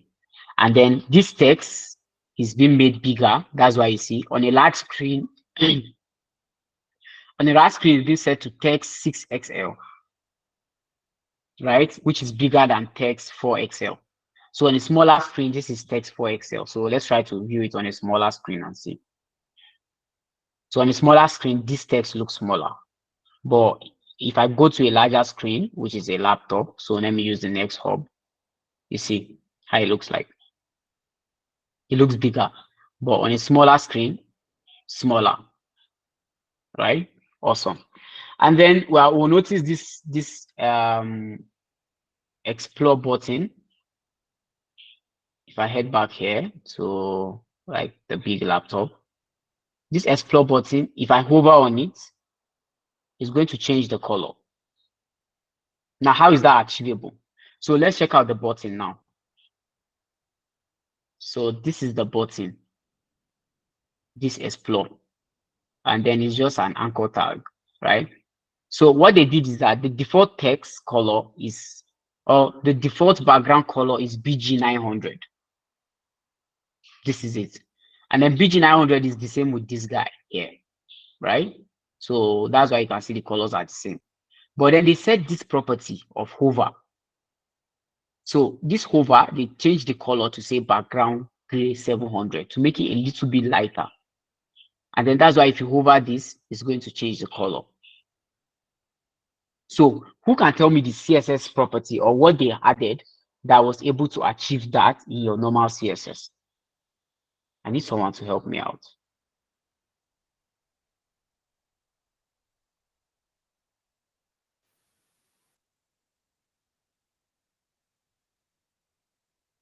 Sir, please, can you come again? All right. So in our main file, that's this guy, what we are building here. You can see this button on default, it looks like it's exactly this color, right? But if the mouse or the cursor come over it, it's going to change color and it's going to become a little bit lighter. And then I explained that if I go to the button where it's being styled in Tailwind CSS, we set the background color to gray 900, which everyone understands, right? But then we set this hover, and then we say when it hovers, it should be BG gray 700. That's it. It should be lighter than this one.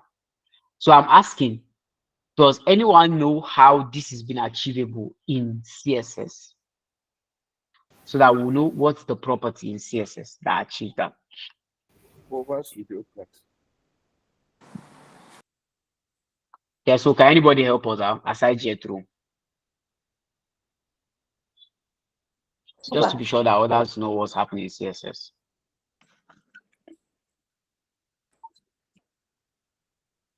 It means when you hover, the background color should change to 700. Yeah, so in CSS, how can this be achieved?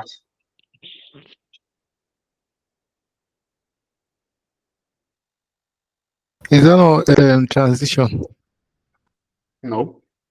Yeah, transition can also work, but that's not how they achieved it here. There's a way it's achieved more easier in CSS. Is it load more hover? Yes. You have to call. Okay.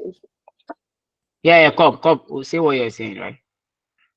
We have to call the button class, then hover. Nice.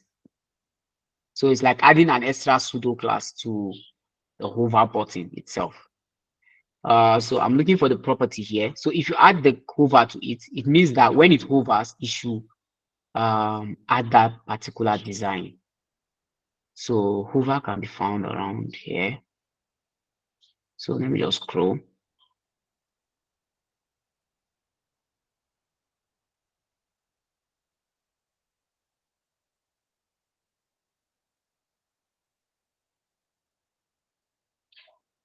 Yeah, so this is it, core concept.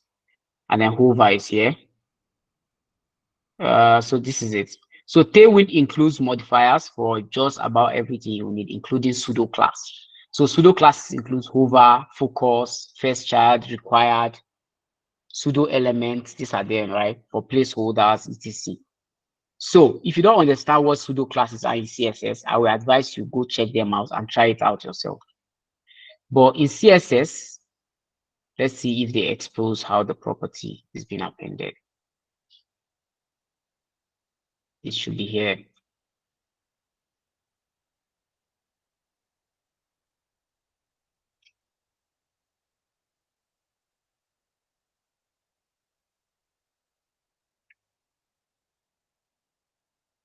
Yeah.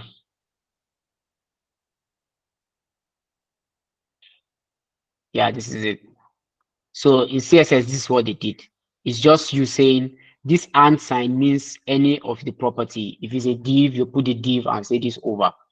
So that's what they did here at the end of the day. And then we just made the color to be like a little bit lighter. So do we understand that concept? That's also something very important in Tailwind. We have to take note of while building. Anyone else? No questions? Meaning I'm free to go, right? All right. So let's see how other things were being able to be achieved.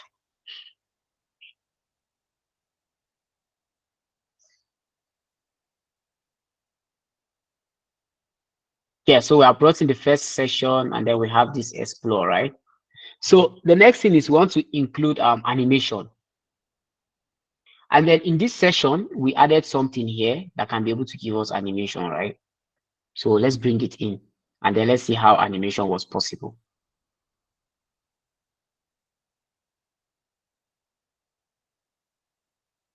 Yeah, so we added like 6 divs or 7, 1, 2, 3, 4, 5, 6, 7. So like 7 divs. And then we use inline styling. If you notice inline styling, we use it here to be able to set the position using floats, right? That's what we did here. So we said top 90%, left 80%. And then if you come here, if we go to the what we are working on currently, so we are not able to see them now. Why is that? Simply because maybe we haven't set the animation yet. That's why. So let's go and check the animation style itself and then bring it in. So this is where the animation was done. Good. So we are not able to see it simply because we didn't set all these styles and color and the rest. So let's bring it in and then I will remove some of the codes and then you see how it works. So let's take out the keyframes, meaning we don't want to see how the animation works for now. Let's comment the animation, the color, blah, blah, blah. We just want to set this. So first we are setting the position to absolute. You know what? Let me just comment this guy. Let me just leave the width so that you see how it works. All right, so did I import the CSS?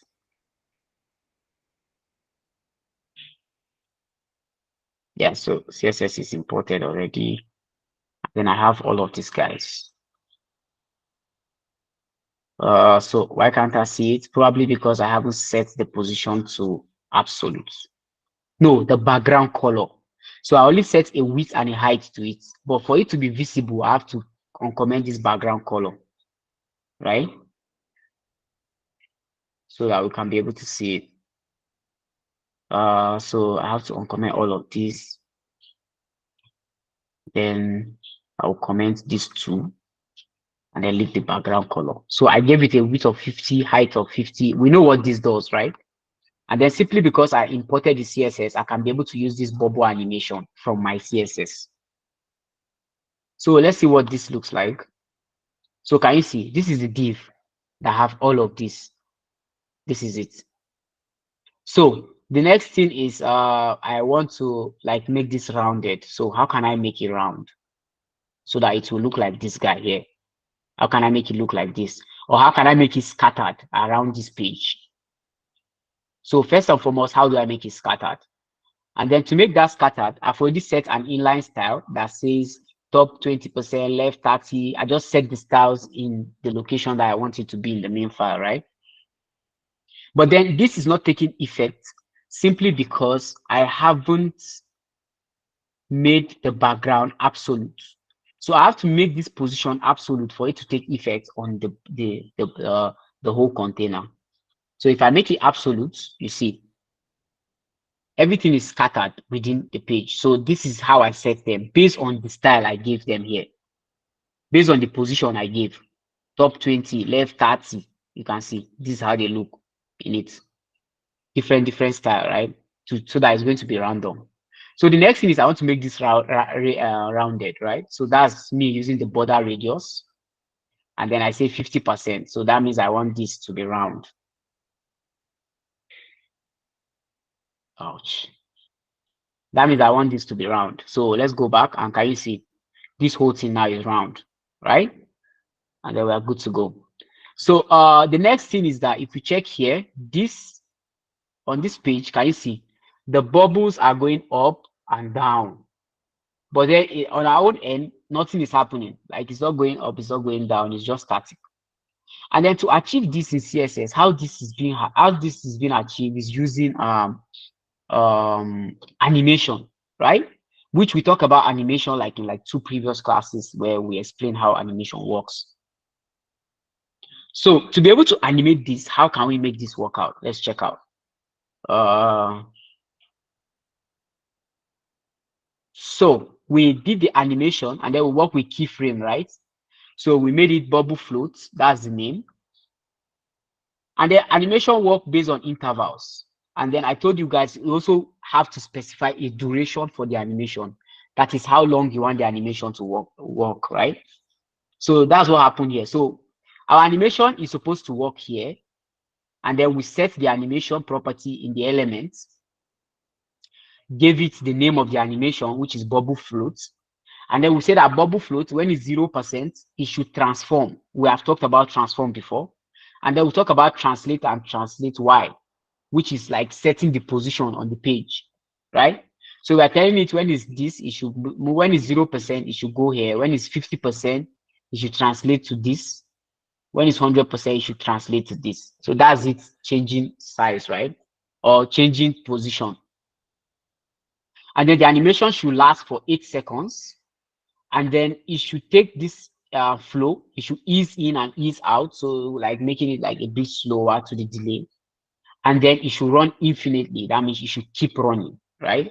So if I uncomment all this and then I go back to my main website, which is this guy, can you see?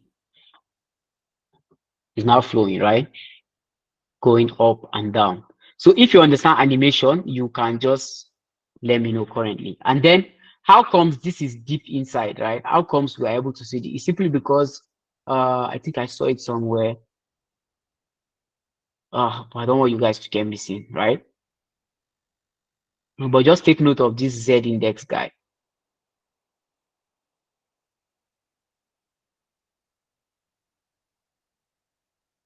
This Z50 guy. There's a way it works in CSS, and I'm sure we all have come across it, right? So that was what was able to make these bubbles to be like behind the background. In CSS, you see maybe like Z index, maybe from 0 to like -1 or so. I think that's how it works. Yeah. So any questions so far?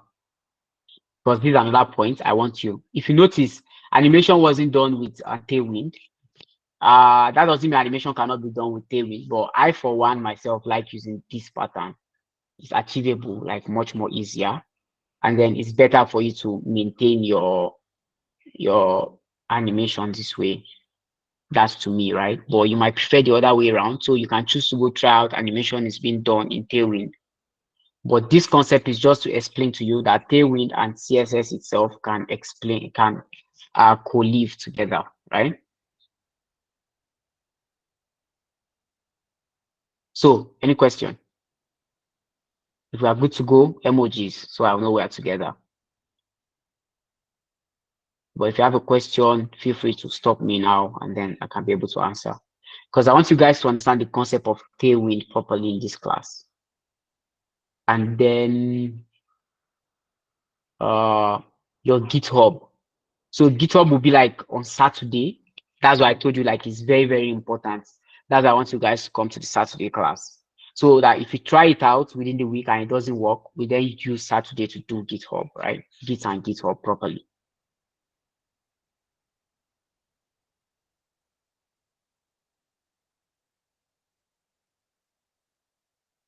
So I can proceed, right? All right, awesome.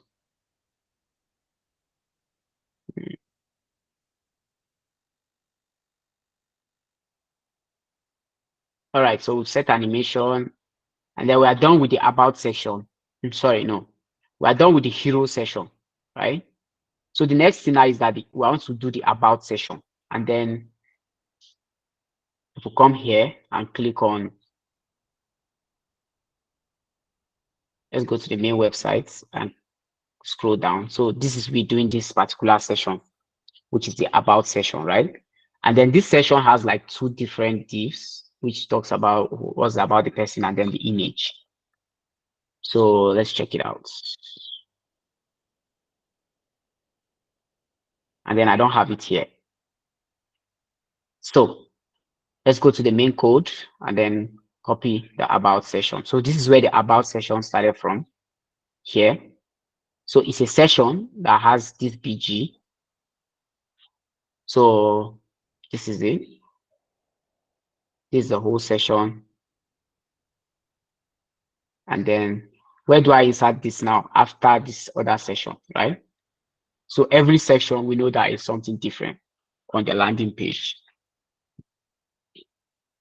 All right, so let's save this and then let's scroll down and see. So this is it, and then this is what it looks like. And then how was this achieved? Who can guess? How was this displayed side by side? How was this text displayed side with this image? Can someone let me know?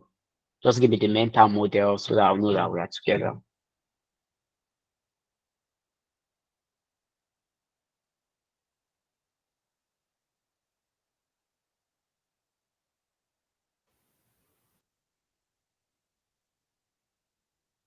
You can either use flex or floating, either with, but we have two containers. I think we have container or a div where we put the pictures and then the div where we put the right text. And then we can either float it or display it using flex.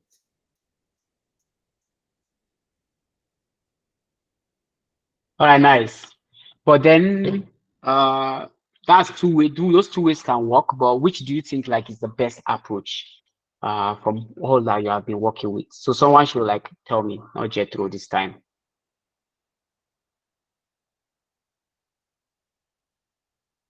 What is the best approach?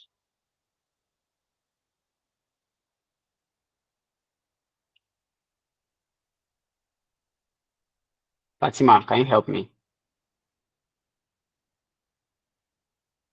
Oteku is saying floats. Okay, so we have one person saying floats. Is there another one? So if you're in support of floats, let's have your hands up.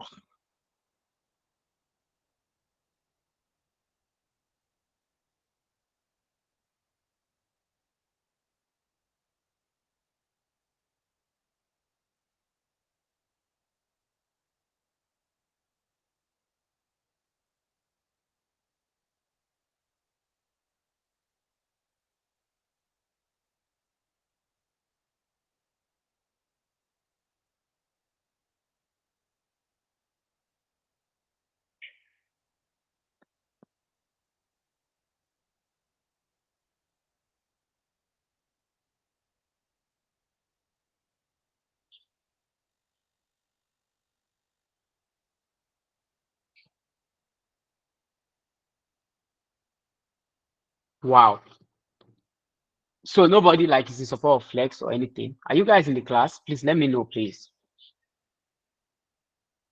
So what is like the best Hello? layout format? Yeah, we can hear you. Yeah. So what's like the best layout format to achieve this?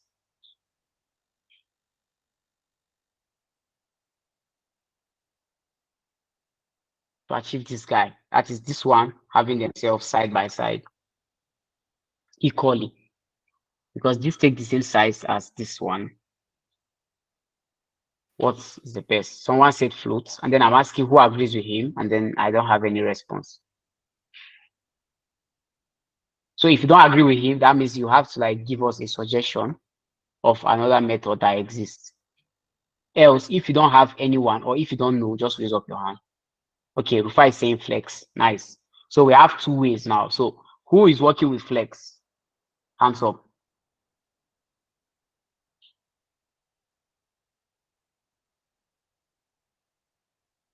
Okay, so you are waiting for flex.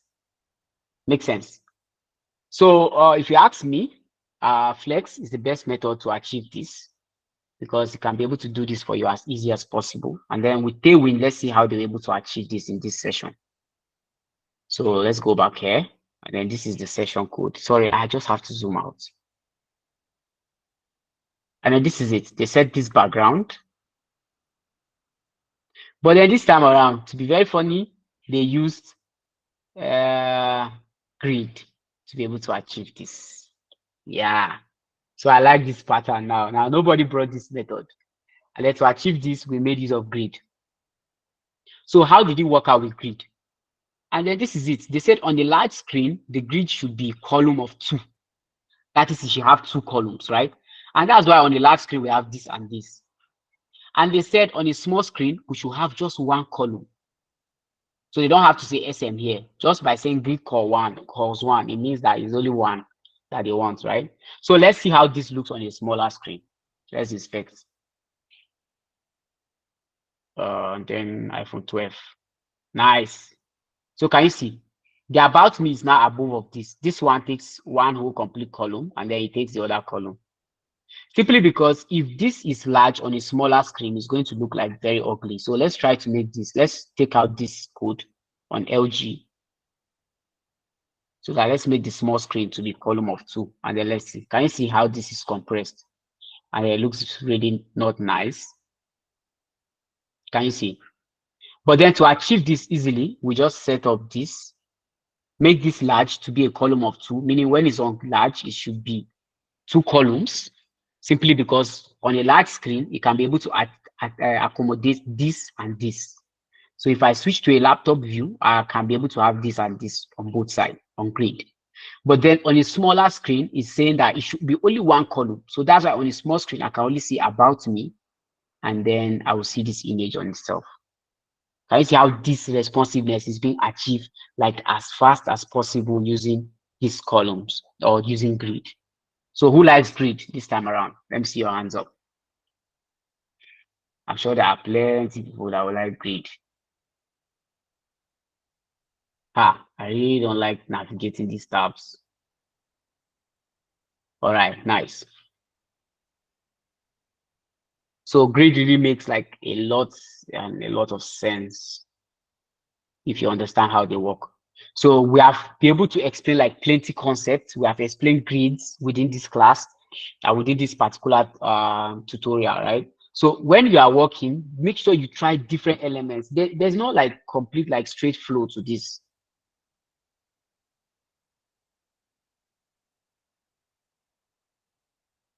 There's no complete straight flow to this at all.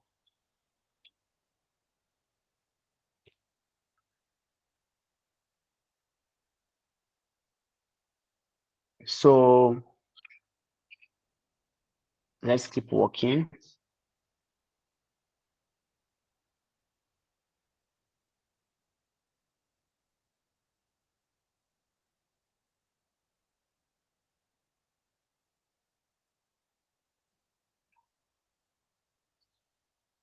All right, so this is the image. You can see where the image is coming from. It's an external link. And then they set up like a style for it to be able to give it a height and a width, which is like 500 px.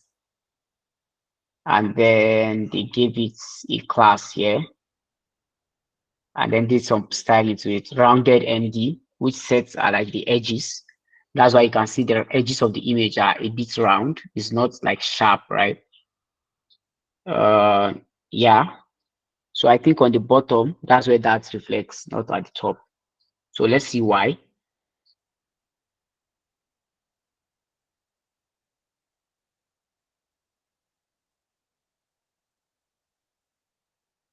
All right, so that's just basically how this works. So the next session now is the portfolio session. So let's try to bring the portfolio session. Let's see how this looks like in this part, right? So this is the portfolio session where you set up your portfolio. But there's something I want us to have a look, right? Here, if you click home, it stays here. If you click on about, it takes you to about. That's this div. If you click on portfolio, it takes you here. How is this being achieved with HTML and CSS or with Tailwind? Have anyone come across this? Yeah, using hyperlink href. Okay, so in the hyperlink, what do I specify? You put the destination. That is, if you want to navigate to about, then you put about. Yeah. How will you know that it is about? How is it going to know? You are going to make a file for it first. After making the file, then you do the href, then link it. But this time around, if you notice, we didn't use a file. All is inside one single container. These are all the different sections, and they are all in one single file. That is index.html. How did they achieve it?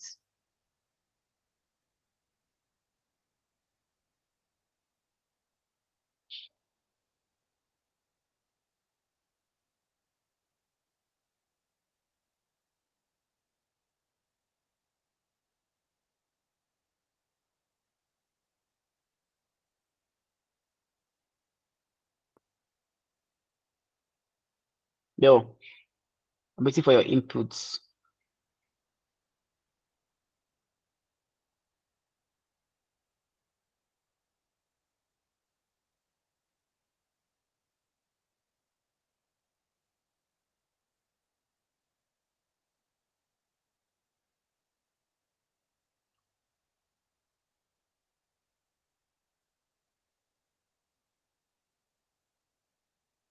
So nobody have an idea? All right, nobody can try. Okay, try now. You're allowed to fail. That thing that is running inside your head, just say it.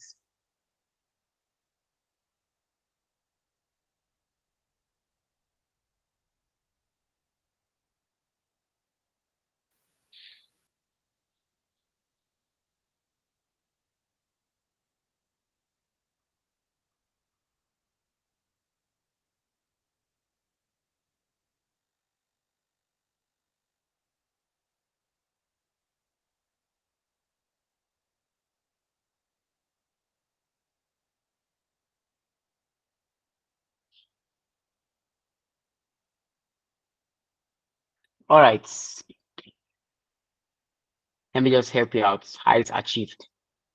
So it's the same href that is being used, right? But this time around, each of these sessions have an ID. Can you see? This about has an ID, right? This let's check another session. This hero session, this like the main entry page, so it doesn't need an ID, right?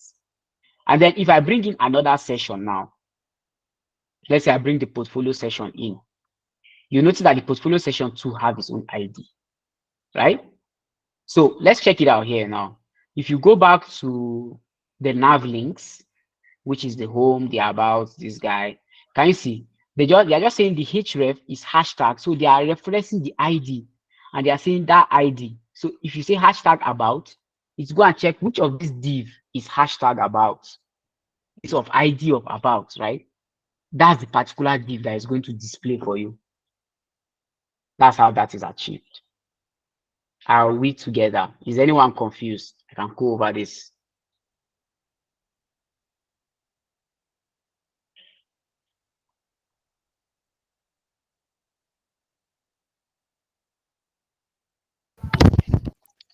Can you please explain again, sir? All right. So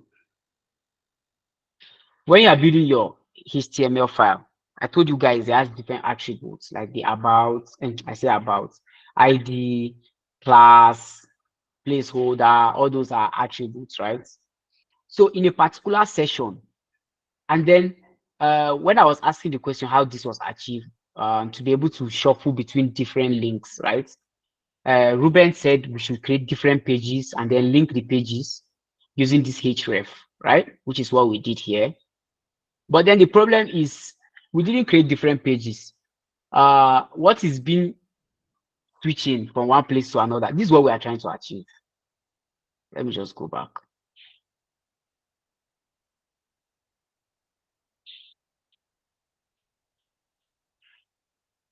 Yeah, this, whereby I click on home, it shows me this. I click on about, takes me to this page. Click on portfolio, it takes me here. Click on testimonial, and then I get this. Click on contact, and then I get the bottom, right? How is this being achieved in this HTML file? And then I said, Ruben said we should create different pages. And then those different pages, we are going to link them using the href, which is this guys, these links here that if we click is going to take us to the location. Yes, that's going to work. But then there's a problem. The implementation here doesn't have different pages. It's just one single index.html file, which is this one. But then it's still performing that same thing. How is that achievable? So we said the only way that's achievable is that in all of this session, that is in the hero session, we give it an ID. We give this session, about session, an ID. And then instead of linking this based on the URL, we are going to link this based on the ID. We just put the href as the ID. And then anytime we click on this guy here, home, to take us back here. If we click on this guy, it's going to take us to the about. If we click on portfolio, it's going to take us to the portfolio. But portfolio is not here yet. That's why it doesn't take us there. Right? Are we together? Are you clear, Rufai? Nice. No more questions, meaning I can proceed.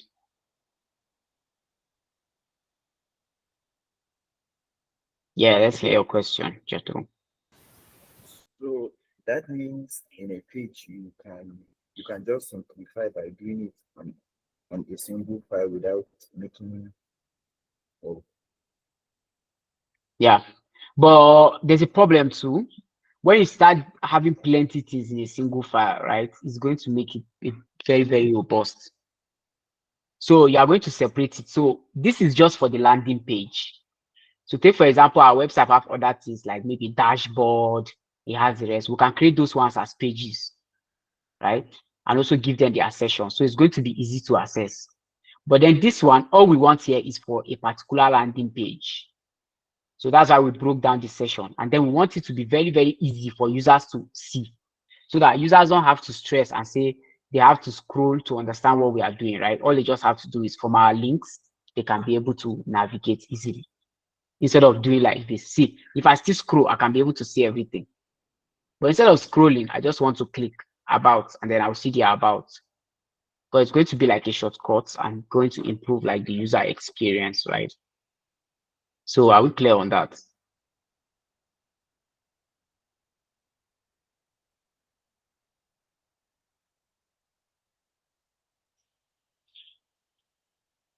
Are we together? I think I only have 2 people in this class. David, what's up? Goodness. Let me know. I want to hear. Is there any problem?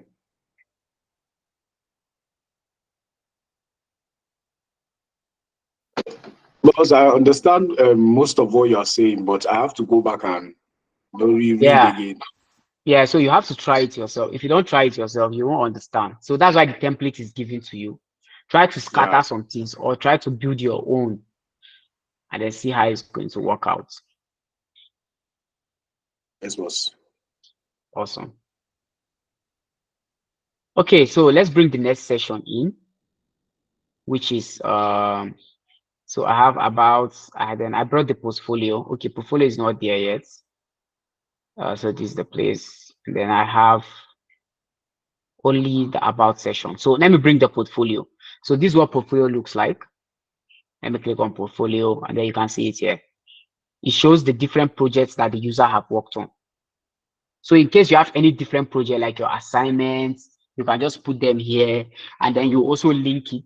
If you link it and then maybe you deploy your assignment to like a vessel, you can just put the link here. Or maybe if you upload it to GitHub, you can also put the link here. And then somebody can come on your portfolio website and then click on this and then he can be able to see the project itself. And then from your portfolio website, the user can also see like a brief explanation of like what the project is all about and what you are trying to achieve, right? Yeah, so with that, I guess we are good to go. So next up now, let's bring in this portfolio page. And then as you can see, this portfolio has like 3 cards. And then this card are being displayed like individually. It can be used with Flex, it can be done with Grid. But let's see what they use to achieve this.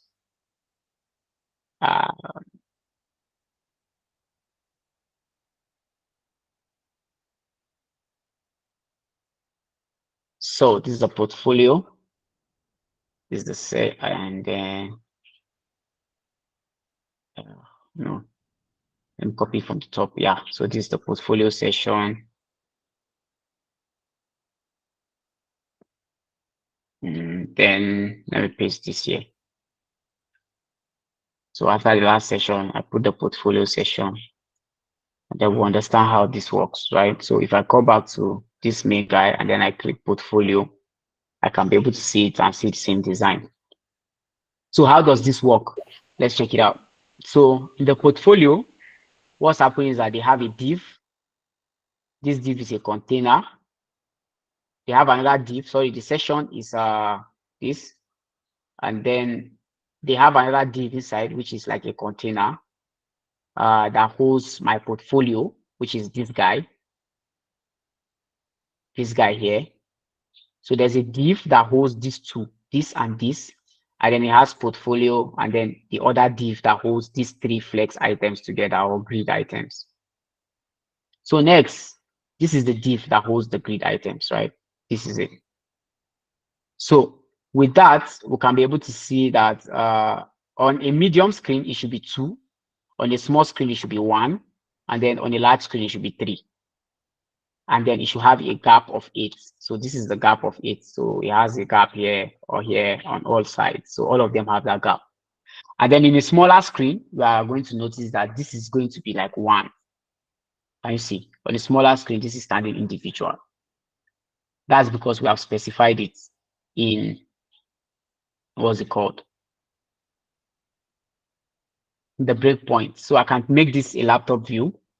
Can you see? This is 3. And then I can make this like a tablet view. I think Galaxy, no. Which of these is tablets? No. Yeah, iPad. So let me use the iPad mini. Can you see? This time around, the grade is 2. It's not 3.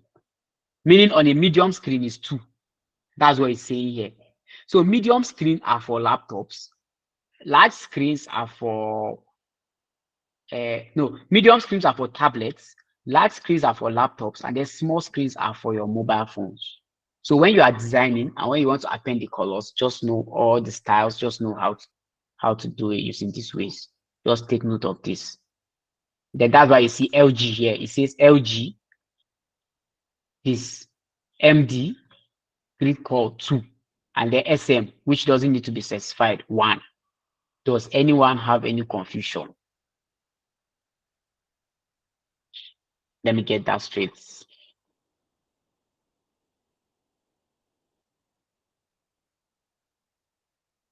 Hello. Your any emojis, please, so that I know we are together.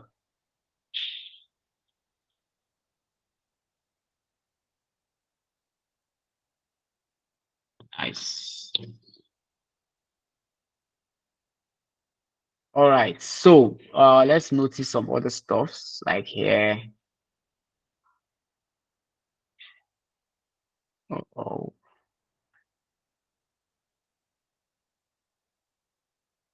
yeah, so I want to open the main website. This is it. Okay, so there's no special effects here. Okay, I think the special effects come here. Nice. So I will explain this much more better. So we have like 2 more sessions to go, and then we are ready to go. So the next session is the testimonial now. So this is a testimonial that has this guy and the hover. And then obviously you know that this is achievable. Basically the same thing with this, but the only difference is that they made this picture smaller, put this in the same div, right? We'll see how that works. So let me just head over here and copy the testimonial session. So this is where the testimonial session starts from.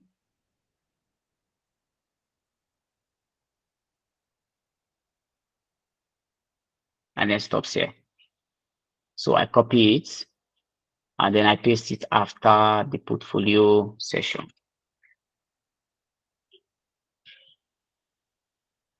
Yeah. This is the testimonial session and we are good to go. So same whole thing.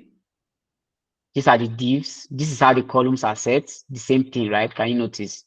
LG3, if it's small screen 2, if it's MD, it should be 1. And then if I come back here and then I click on, where is this? Let's go to a larger screen, which is this guy. And then I click on testimonials. I see it here. It's 3 on a large screen. But then if I go to a small screen or a iPad, look, it's going to display 2, same thing like this guy. And then if I go to like a smaller screen, it's going to display only 1, right? I hope we're all clear with this concept. So that's how this is being achieved, same whole thing. And then they have these cards, and then this is the individual cards in it. So this is a card. Each card, no, yeah. Awesome. So this is a card, this guy. And then they have 3 of them, which is 1, 2, 3.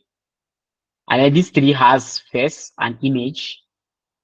It's been styled this way, just bunch of divs, then this image, and then this 2 that says Jane satisfied client, just to give her like a tag. So let's see how those 2 components look like. So this is it. They're talking about this image and then this one. So you see this image is rounded. How did they achieve that? Can you see? They set a rounded full here, which is like a settings in which is a class in Tailwind CSS that is going to make the elements completely round. That's what they did there. And then they set a width and a height of H or W12. That's width of the 12, height of 12, which means that's why it's small that way. And then that's just it. So they also made the div flex. And then they push the items to the center. That's why we are able to see 2 of them on the center. And then it's flex, so it's displaying this way. That's just how it works, right? And then finally they have this at it down, and then we're done with this session. So what's the most important thing about this session is that anytime you come here and then you hover any of these, it's going to scale it, or it's going to transform it to be like a little bit wider, so that a user tends to have like a proper interaction of how it is like. So how is that achieved? Let's check it out. Um,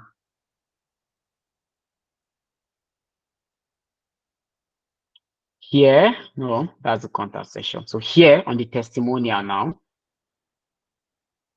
it's done on the individual this on the individual card, and then this is the card. This is where the card starts from, and then this is the class in the card. So can you notice this hover? So when they say hover, they then change the scale to 105. So that means on default this is like 100, and then when they hover they make it 105, and then they make it a duration of 300. So this is the same way of applying, like it's something like an animation. Yeah, to what's it called? This is an animation self to Tailwind CSS. So you see how to append that. They say transform. They want it to transform when you hover over it. Then change the scale to this. It should last for 300 seconds. So I can choose to make the scale to like 200. So let's see how it looks like when we hover. So it should be like X2 bigger. So if I do this, okay, so that's not like very much significant.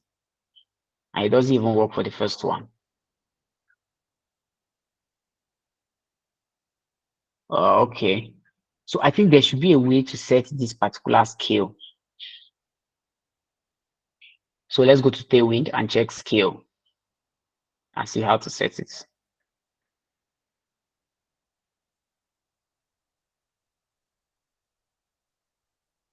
Yeah. So I think there was a particular size we can give. So that 200 is not recognized. So you see this 105. Yes, this is the style we use. So if I want to make it bigger, I can use like 150. So let me make it 150 now. That's like the highest scale, right? So let's watch out. If I hover on this, that's on this tab, yeah, then I go here. Good. So that style is for this first one alone. So can you see this is like 2 times bigger? That's what the scale is for. And then they use that hover to be able to achieve it, right? And then this one still maintain 105. That's why they are not changing. And then I can make this last for longer, which is I can make it last for like 3 seconds instead of saying 300 seconds.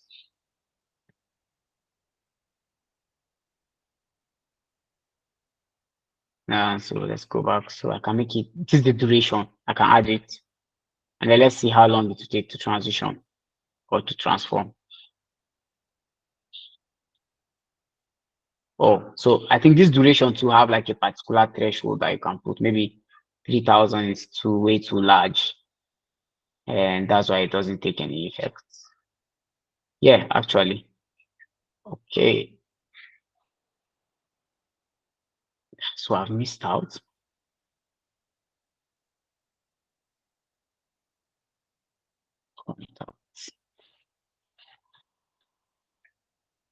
Okay, I'm not supposed to be here. All right, so let's just work with 300. But basically, let's understand how this works. Let's do the work ourselves and see how it goes because our time is approaching. So from here, based on how I did this animation, if you have any question, you can just let me know before I proceed.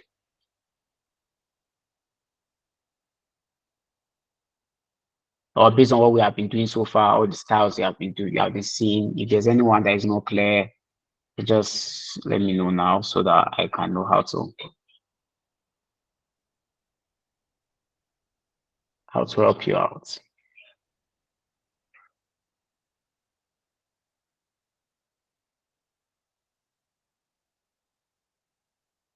Okay, this basically means we have none for now.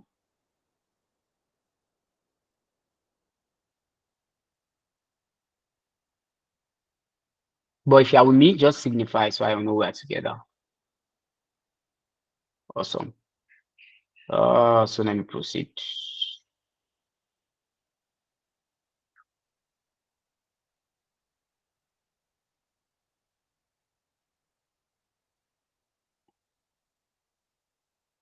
Okay, let me just.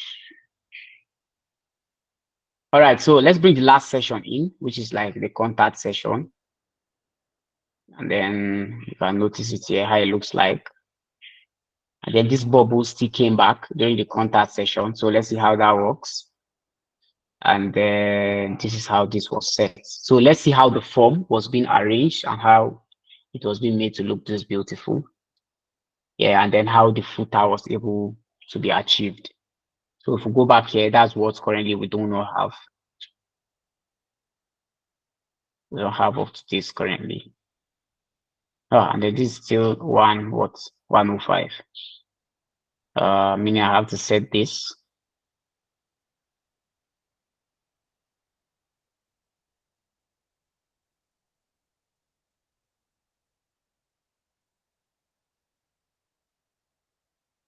Okay, so it's still 150 here. That's why it's still big. Set it to 105, and then when I zoom, yeah, still maintain the same thing, right? Awesome. So back here, and then the last session is this guy, because if I click on contact, it gets here. And then when I click home, I get this guy, about, this about page, portfolio, this. So with all this that we have said, right, you should be able to achieve like your next assignment perfectly, right? Perfectly. Okay, so who's raising up their hands?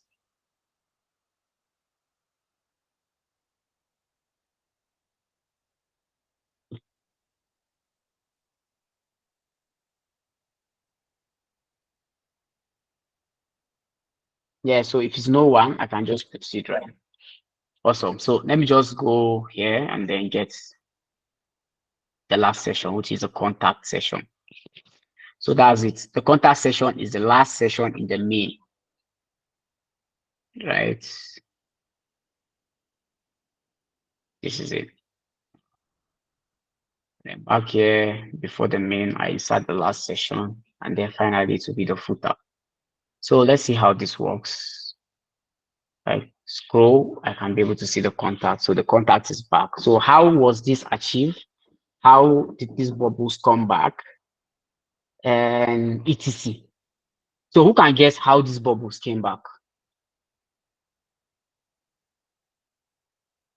Because this is like basically what we have here, right? Same thing. Same thing, just like a different slight change. Who can help us out, please? I think the animation from that other section is being applied to this section too. Yeah, obviously. So that's what happened. Since the animation is in a class, they just brought in the other animation and then added to this particular session. And then we're able to have all the images, the bubbles, everything was visible and showing, right? Nice. So let's see how they did it in the code. So can you see? This is where they brought like all the things they needed, the bubble, blah, blah, blah. They set up the different sizes. And then they put the bubble animation here so that it's going to animate. With that, we are good to go. So this is the form. This is the whole form here. And then we can be able to see how this was styled.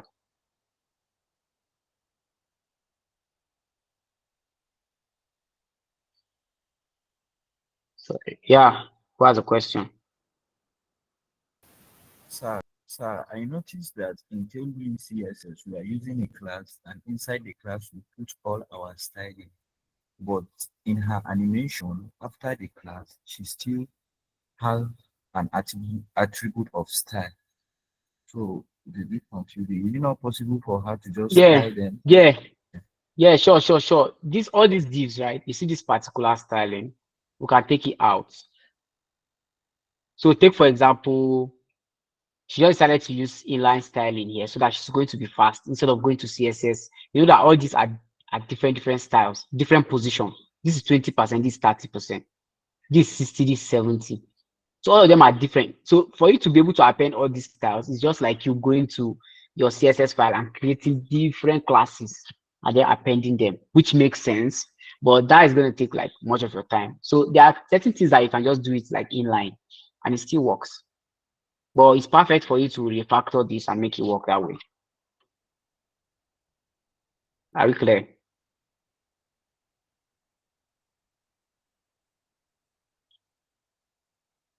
Hello, are we clear?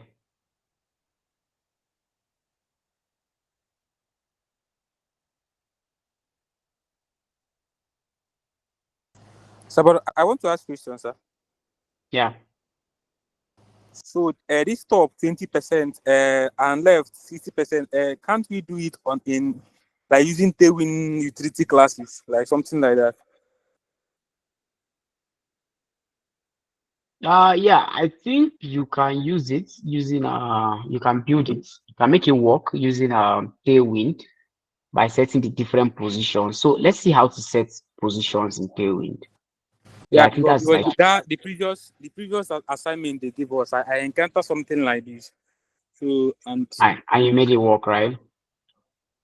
something like that. But you know, like that's actually my first Tailwind project, but the kind of tough, but it worked. It worked.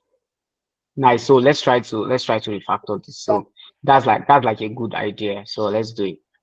What will happen now is I just head over to Tailwind and then check how to position. So that should be around layouts.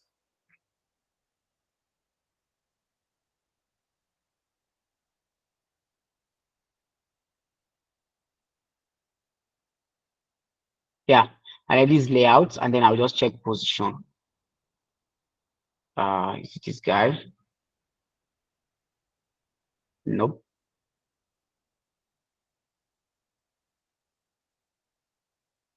So let's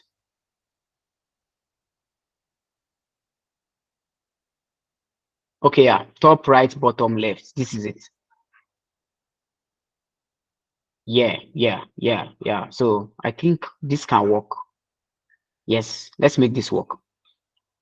All right, so I'm going to refactor like this whole thing so that is we are going to use Tailwind CSS instead of this style. So let's take out this style. So the first one, the top is 20. So the only thing that is set is just top and left that is being set. So we'll be referencing with the top one.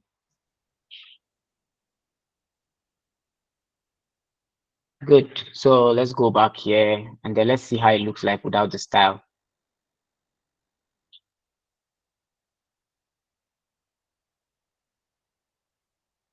Oh, what's happening?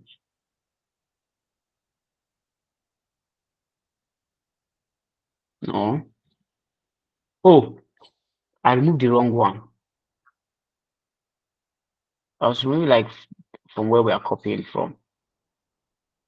I think that's the one we need more. So I'll just do Control Z there. But for now, let me just take out this one.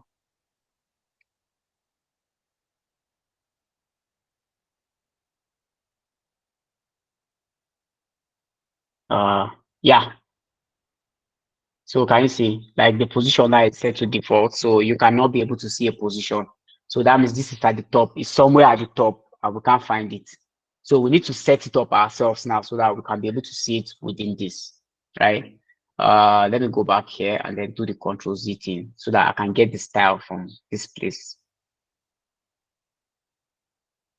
Oh.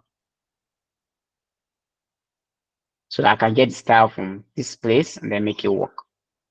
All right, so the first thing I have to do here is I want to specify either top or what's.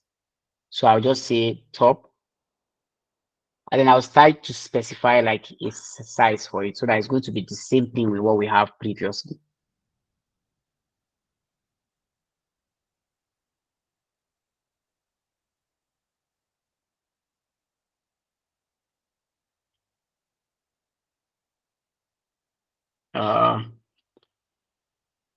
Sorry, please hang on. Let me just send something to someone.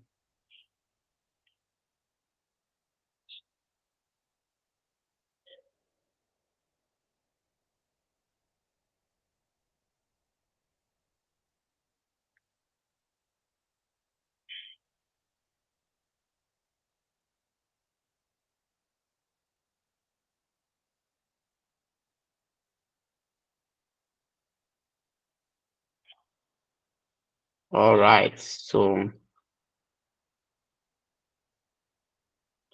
let's go. So let's set the top. So how to set the top, we just say top, and then if you see this angle bracket, it certainly means that we want to set our own particular size, right? We don't want to use what Tailwind gave us. So here it says top 20%, left 30%. So let me try to do that for the second one. So it's top 20%, and then let me use left. Left, how many percent? 30%.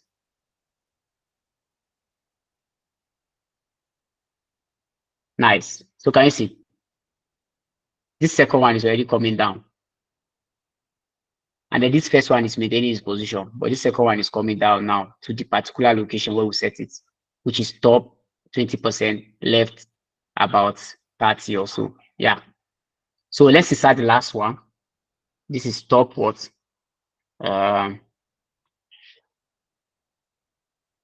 This top 60%, left 70%.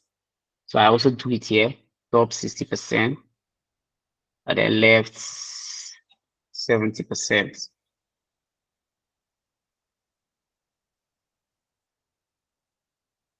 Yeah, and I use the third one in this location. I can find it. I go to the next one again. 80% left 10%. So let's do it. Top 80, and then left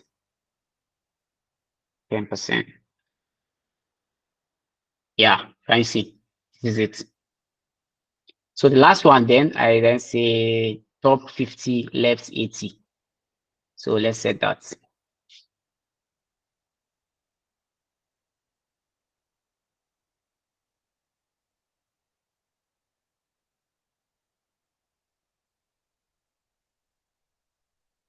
Can you see? This is the last one. Top 50%. That's why it's halfway at the beginning. And then left is around 80. So left is being shifted to like the extreme end. This guy is like 10%. So it's just like shifted from 10% from the left, right? Are we clear on this?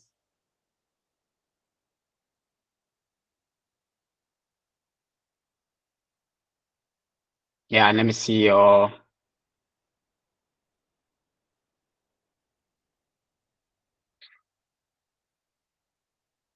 I'm really stressing. Okay, so no questions. Goodness, are you good to go? Let me know. Who again? Caleb is not on the call today. Hi, Bart, what's up?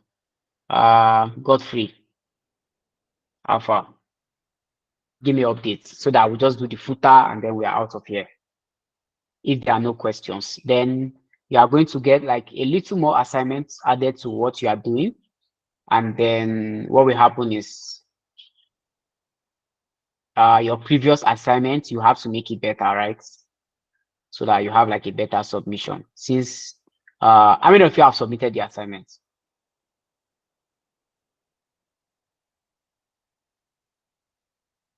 Okay. Everybody wants to disguise. All right. Don't worry, we'll still check the statistics and know how many people did. And that will determine what's going to be, right? But for now, this is just a deal. And then we have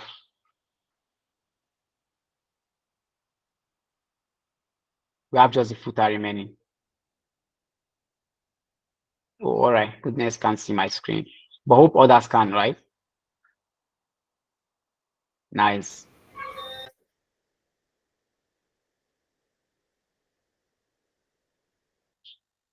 Nice.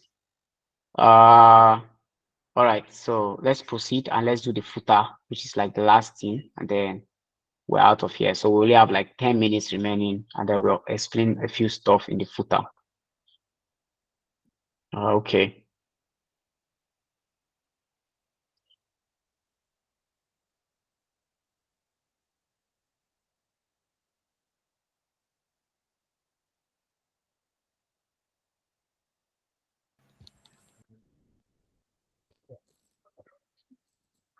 Well, Yeah, what's up? so I said, can you please paste what you did here?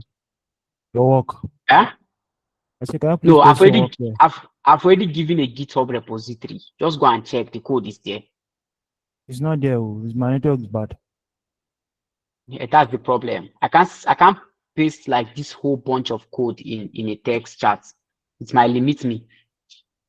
That's like 300 plus lines, and I can't post it in a chat. Oh, okay. So So that's why if there's anyone that has it, please let me know. yeah, just send it to someone. Should just take that link and then post it in the Discord channel so that you people will head over and go and check it out. Okay, please. Nice. Anyone has it? Okay.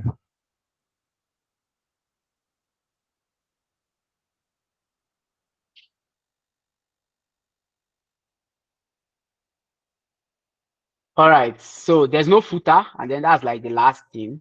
If I check here, you can see this is the footer, right? That has this guy, and then displaying all these logos. That can be the link to your own Facebook page. So you can insert the link to your Facebook page here. You can insert the link to your Twitter. So I think I will do that here, right? So that you people will see how it works. So let's just go copy the footer and then bring it in. So this is the footer. This is where the footer starts from. Then this is the closing tag. And then I copy, and then it is out of the main session. Then I paste it here, and then I have a footer. Now coming back here, I scroll down. Ta-da! This is my footer, right? And I can be able to see that. So next up, how were these achieved? How did they try to put this copyright 2023, blah blah blah? How was they able to do it? How did they align these guys? And then what do they want these guys to do? So basically, this guy is not going anywhere. So I'll try to put a link, maybe to my own GitHub or to this guy, so that it will look like my own portfolio, right? Then you people also can try it out. So let's see how they achieve some particular stuffs in the code. So if you use this and copy, this is going to generate this sign for you, which is the copyright sign, right? So you can take note of that. So you see what happened here. And then at the end of the day, from looking at this, I already know that this has like a display of flex. And then it's justified between. That's why this one is here and the other one is here. Right? Or what do you think? What do you think happened there?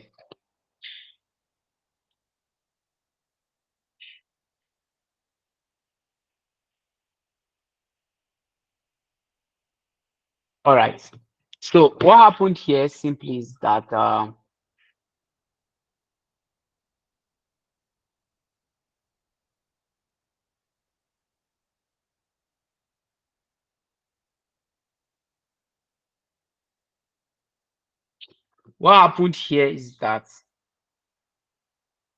they gave it a display of flex and then displayed these two like in like they are in two different divs, and then they just justify between. The same thing that they did here. That's the same thing that happened here. And then this is a div that is holding all these different icons. And then these icons might be like a grid, and then they are being spaced together. Right?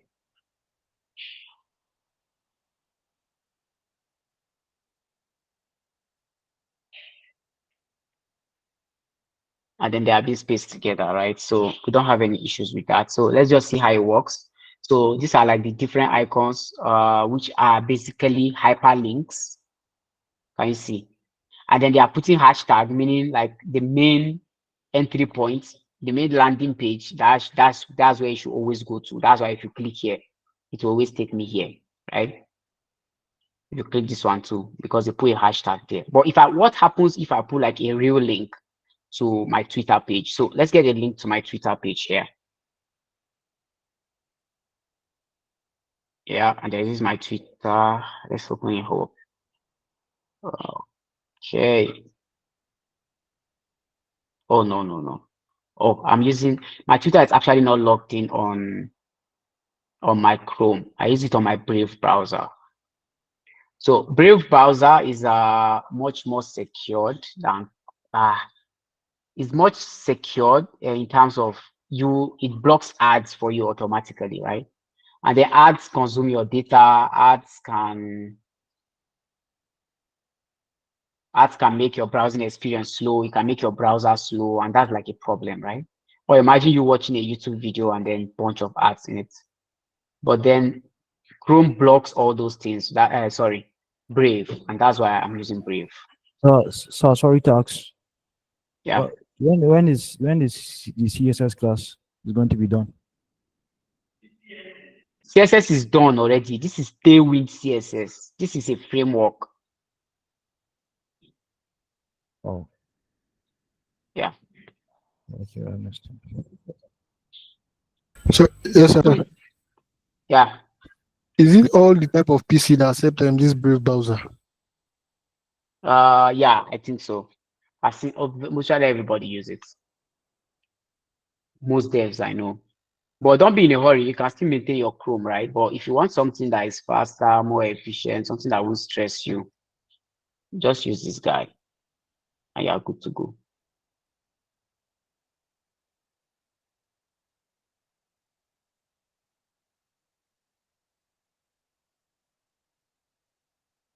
All right, so let me proceed.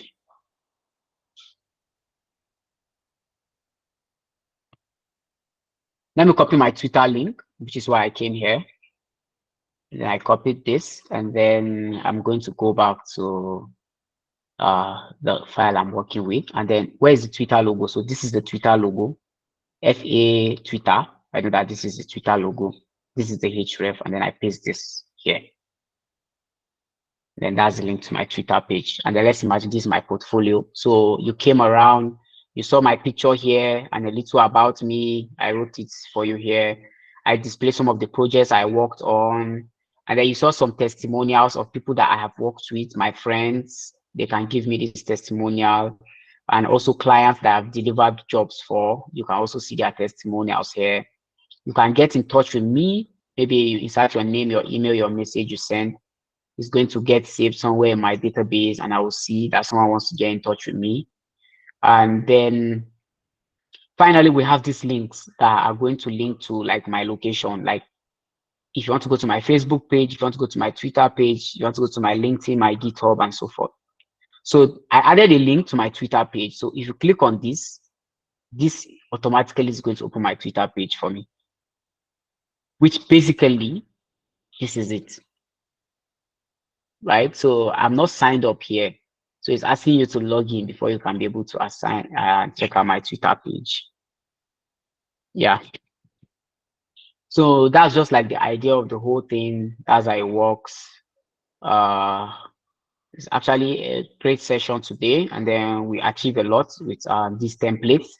And then I urge you guys to go into the template, look at it more, scatter it, try to tweak it your own way, try to create your own by your own self. If you run into any problem, come back and reference the template, fix this properly, and with this, you are good to go.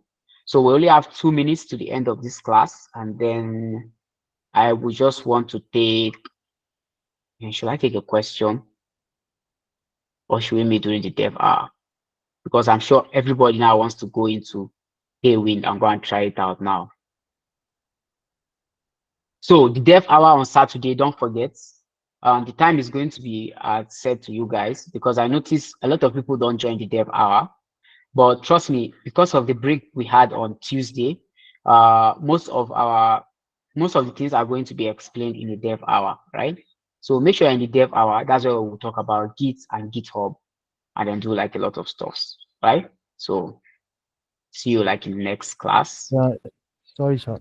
The dev hour is always 3 to 4. I wanted it to be postponed to 4 to 5. Okay, so what will happen is that the sub mentors are here, and then there will be the people that you are going to liaise with. So they might reach out to you on GitHub or on Discord. So they might hear your suggestions and know why, whether most people are not available by that time, so that we might fix it properly. We can even make the dev hour, let's say by evening, because let's say Saturday everyone is going out. So we can make it like evening time, whereby when everyone is back, then we hold the dev hour, and then you continue working, right? Yes, that's how it is. Thank you, sir. Yeah. So the dev hour is supposed to be a review. You are supposed to work and then bring what you worked on. Let's see the So errors you faced. anything, so that you know that anything 3:30 we're already in the mocks. Anything 3:30 Yeah, okay, I after get you. prayers, after prayers. Yes. So Ebube wants to address us, and I think Ebube is in charge of that. So he'll just let us know how that can work. So boss, let's hear you. Okay, thank you, Mano.dev. It's a really nice section. I wonder where you were when I was trying to learn how to code. Can you hear me? No, the session it was really, really nice and what I was an educative. So now the assignment that was supposed to be on Tuesday, the deadline supposed to be today by 6 p.m.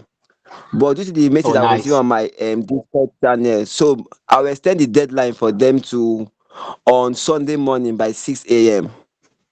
Nice, both for the nice, as- nice. both for the assignments of on Tuesday and one they'll give also for today also but also.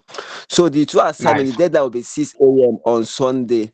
And also into the dev hour, me and the many sub mentors will look into it. Before that time, you get feedback on the Discord channel. So please stick with what this Discord channel, and that will be off my own side. Thank you. Yeah, thank you very much, Ebube. So if there will be anything from the sub mentors, other sub mentors, they can just let us know. But if there's none, just stick to your Discord for now. And then with what we learned today, try as much as possible to correct all your mistakes. See you during the dev hour on Saturday. Thank you very much for your time. Hello, please. Okay, Tybert, let me hear you. Please, can the sub mentor be trying to send the video on time so that we can work with it? Thank you. All right. No problem, no problem. Yeah, Jethro, let's And hear. good morning, good afternoon. The assignment, the link is not opening. The attendance, sorry. Okay, so we should just continue these discussions on the Discord. So he's going to send it there also. But I wonder why the link. Why are you the only one complaining? Others should have faced like the same issue, right? Yeah, Jethro, let's hear from you. Sir, please, I want to bring the attention of the sub mentors, please. I noticed that the Discord channels have particular channels, those for tags, those for general, those for assignments and all. Please, the right information should be placed on the proper channel because we are having misconception and misunderstanding when an assignment will be placed somewhere and then an important information will be placed on another channel and then people cannot. So the right information should be placed on the right channel. Yes, you are right. I noticed it too. You are right. All right. True. All right. So they will fix all that. Okay, But sorry, can I the say truth is, something? okay. Can I say Yeah, something? sure, proceed. Yeah. Yes, Mr. It is Jet too, right? Sorry, but sorry about that. But this is how the Discord channel works. Announcement channel, general channel, also what tax channel. Your assignment is supposed to be submitted in the tax word channel. Understand? And the assignment is being developed both on the announcement channel, the general channel, also what the tax channel. So just stick to those three channels and you get the assignment on time. Do you get me? Do you understand? Yeah, so that's the same thing I Okay, wanted to thank you. say. Though everything is going to be streamlined, but do well to like always check out the different channels at all time in intervals, right? Check out all the different channels and know what's happening, right? Because important information can be put out there, and that's a problem. So I'm actually on another meeting, and then I have to switch back there. So I have to leave you guys now, right? It's starting by 12, and I've already spent 4 minutes of your time. So thank you very much for your time. I see. Awesome.